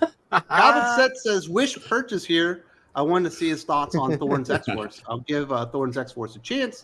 I feel bad for Prodigy and Anoli in NYX.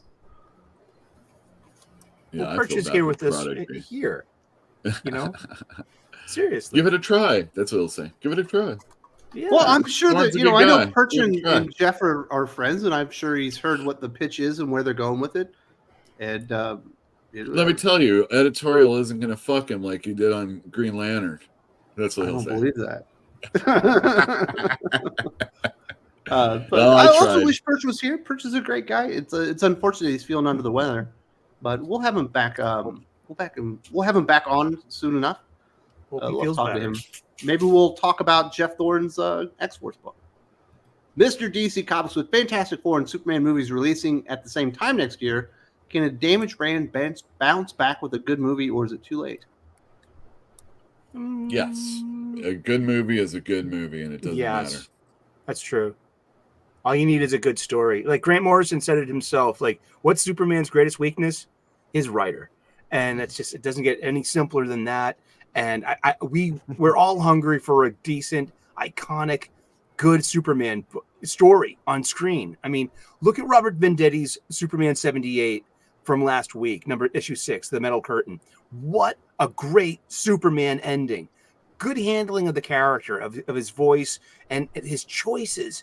And he turns Metallo's kryptonite heart into being heroic. That's Superman's power. Wow. That was such a good Superman story. I'm impressed with that. We need more of that.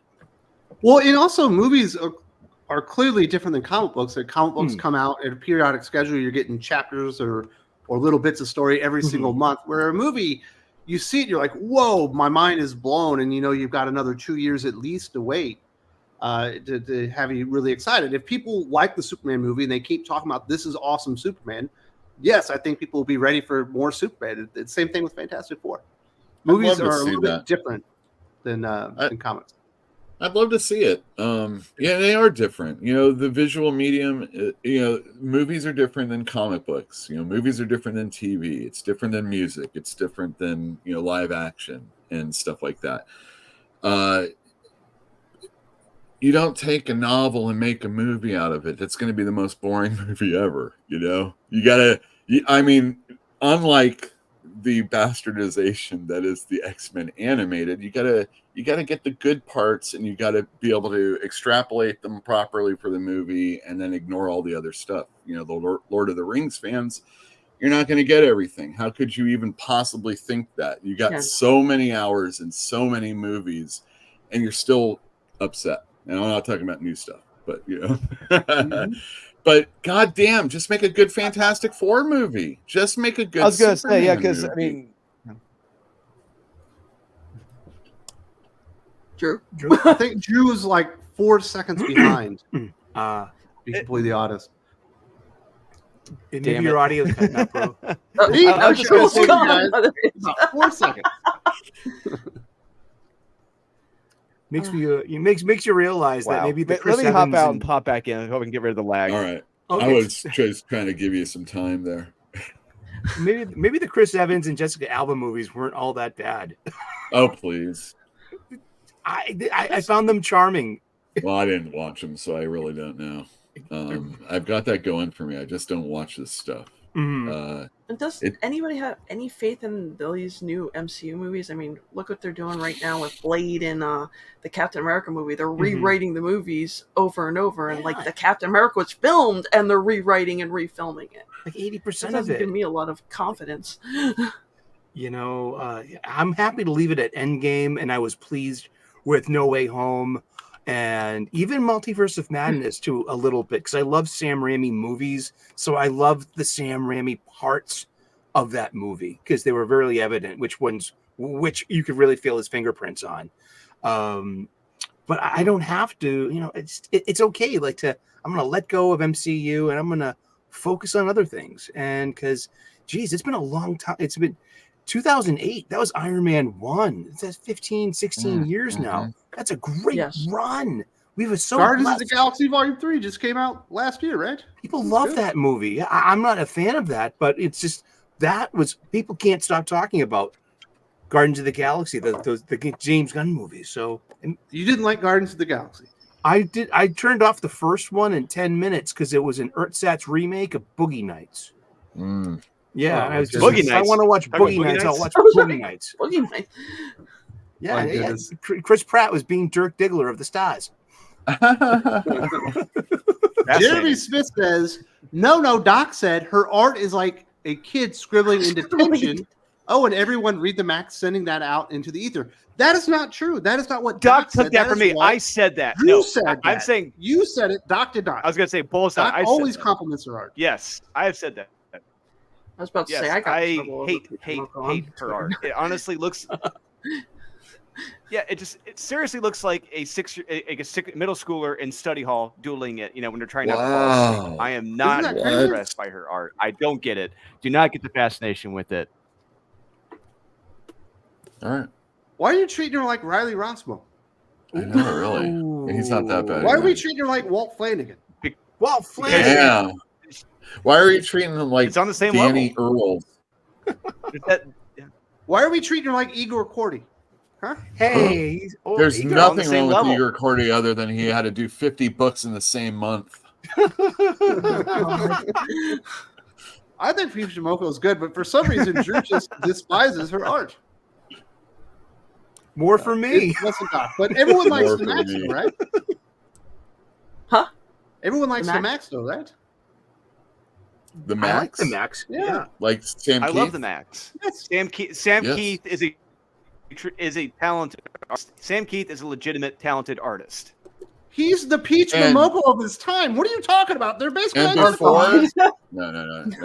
And before shit, don't you dare compare him to Peach. Oh, and before it was popular Now you got him to mad. be writing books that were geared so that women might actually want to pick them up and continue reading them, Sam Keith was at the forefront of that in the 90s. And there was a few other people out there that were doing quality work for women and men to read and enjoy. And the Max is one of them, for sure. I mean, and we're talking about in the early Image days, too. And Chris Claremont's X-Men was another one. The X-Men Chris is really good at that. And he had good editors to help him along with that. That's right. To shepherd him along so he can get in touch with his feminine side. And Louise Jones did a really good job. And Annie Nocenti. I mean, they were the guiding hands through the 80s of Uncanny X-Men. Boom. Unless you listen to John Byrne, and then it was all him. All right, Drew, are you ready to recant your sins and take back what you said about Peach, which was completely wrong? No, never. It'll never happen. Never, ever. Jeremy's got some Peach Momoko art. Are you upset with him? It's original. Hey, I love wasting money as well on bad movies. So, hey, if you want to waste some money on that art, go right ahead. That's your prerogative. Good for you. Good for you. Keep it going, Drew. I like that. Beyond Wednesday says, new subscriber here. Great channel, great content. Thanks. Well, thank you very much. I appreciate the compliment. I hope you enjoyed the show. We've been doing this every Saturday for about 6 years now. And this is probably as unorganized as it gets because it just is one of those weird weekends. But we still made it a good quality, fun show with lots of entertainment. I think we got it. Indeed.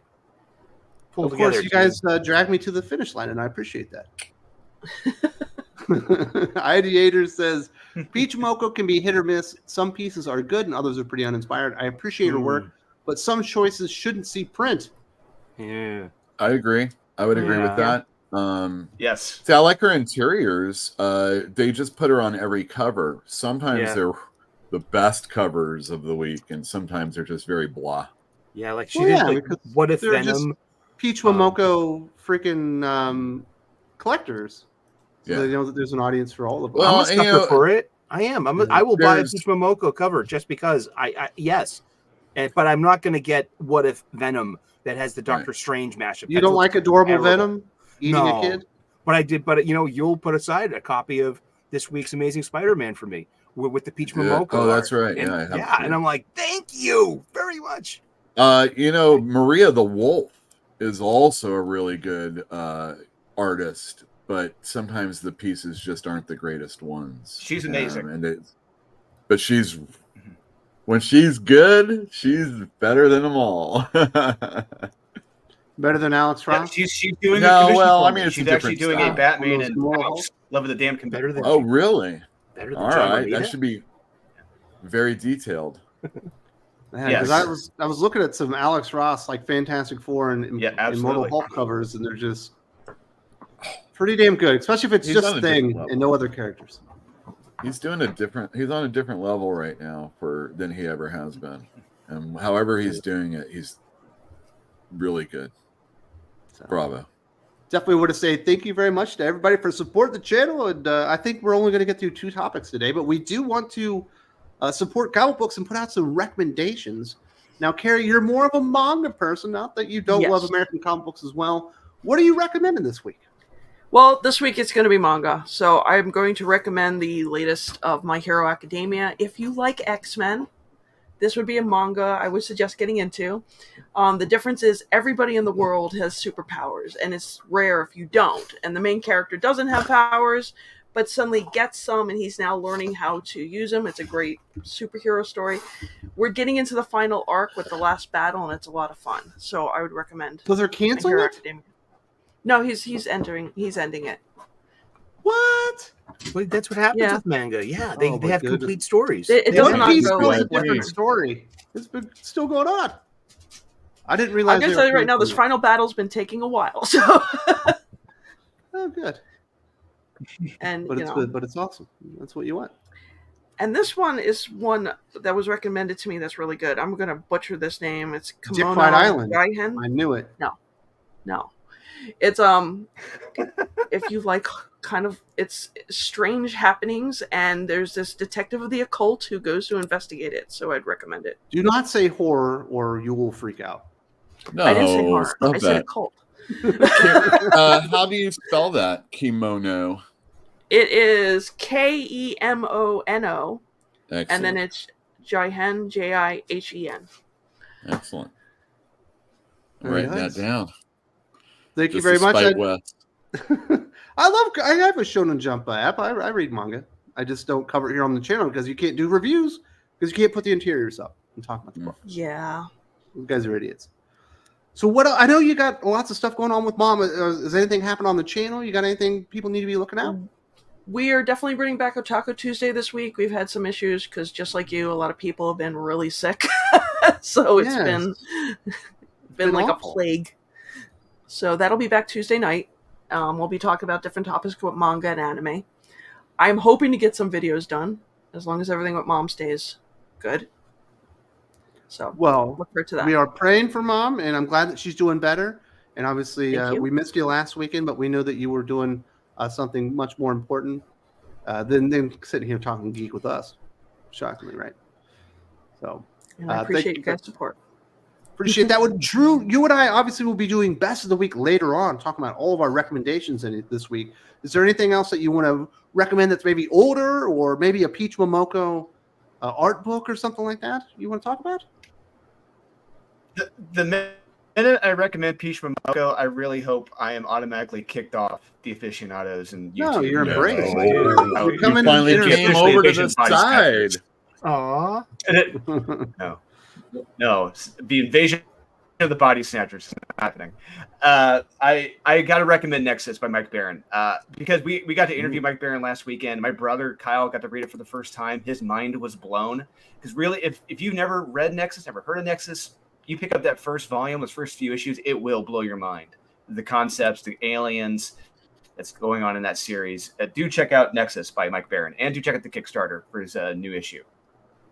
And do be waiting on pins and needles for Drew and I to be running down the best comic books of the week, and another event book that kind of fell off this week that we're going to hit up as well. Dylan Lindsay says, fun show as usual. Hope everyone has a great weekend. Peach's art is not for superhero comics. I can't bring myself to read Ultimate X-Men. Not good. Okay. People said the same. Great. People said the same thing about Ram V's Detective Comics as well. That because it's such a slow burn. But I'm thinking that's where the true talent is with Batman comics right now, not the vapid Zdarsky run. It's Ram V has a talent for wasting good artists. I'll give him that. It's not even a burn. Oh my goodness! That Detective Comics run is just awful at this point. Really? Oh man! So bad. I'm enjoying it. I really It's not like even that book lukewarm. that he came out with a couple of weeks ago. That was basically like Pacific Rim or whatever it was. I can't remember the name right now. Do you remember that one, Yul? Yeah, really good. No, Dawn I don't Runner? remember. Dawn Runner. That's yeah. one. Oh, That that was one. really Yeah, good. that's right. Yeah, but unfortunately, his detective hasn't been up to my taste. But hey, to each their own. Everyone has their favorite artists or artists that they don't like. I don't like Riley Rossmo on books, and whenever I talk about it, people do give me pushback, and I'll definitely like support Peach Momoko. I think she's great. I just don't happen to like Ultimate X-Men because it doesn't feel like X-Men. Oh my goodness, what is going on here? I've been hitting multiple things, and things are happening to me. We've also got Eric O'Sullivan, the bright, shining beacon of Thinking Critical YouTube. Do you have a bag of funny books? Do you got recommendations? I got a bag full of funny books that I picked up this Wednesday at my local comic book shop. That's right. I actually got a crowdfunded book that was really good. It's called King of Kings by Jesse Blaze Snyder and Mark Poulton. The art in this is really good. It's a single floppy, so it's got staple binding, and it's in issue 1, and it's got a sense of humor like Mad Magazine and an art style like it too. I thought it was clever, funny, and I hope they're able to produce more and finish, the dream and give us a complete comic book. But it was a $20 floppy, and it was on Kickstarter, exclusive. Yeah, Jesse Blaze Snyder, he said he might have a second chance campaign or an eBay store coming up soon. So get this out there. This was a good book. I really enjoyed that. What's in the bag? What did I get? I got Hulk 11, which is decent. I like the story. I'm not too happy with the Danny Earls art, but because I'm spoiled with Nick Klein. We all are. The hand-drawn onomatopoeia. That's the sound effects. I mean, Nick Klein is just, it's part of the art, man. It's always good. We got Transformers number 7. The art change in this, is okay. It fits with what's come before with Daniel Warren Johnson. It's Jorge Corona, and it's pretty fun. They got Wolverine, Sabretooth War, Part 7. And this is the Sabretooth War. This is really pretty good. Marvel's got me for $50. I did bite. I got Action Comics, and I'm in for Brainiac, House of Brainiac. I'm already buying Superman and Green Lantern, so why not go all the way?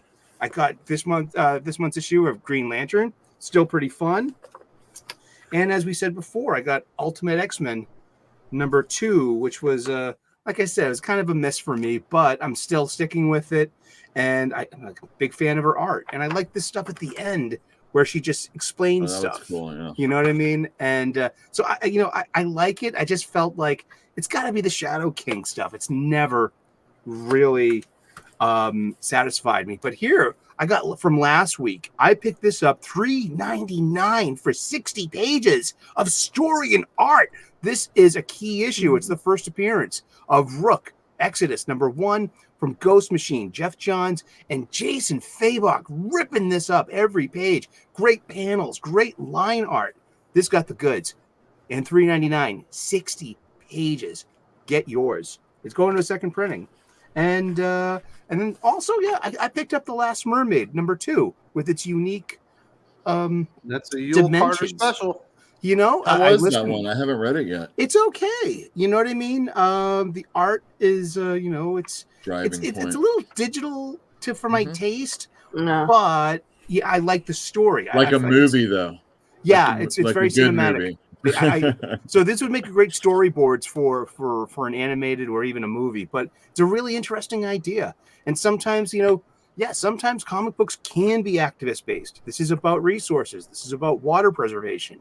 Yes, and you can have platforms for those kind of messages and stories. Sure, It just doesn't have to be, an issue of Superboy all the time, but this is okay. So I'm sticking with it.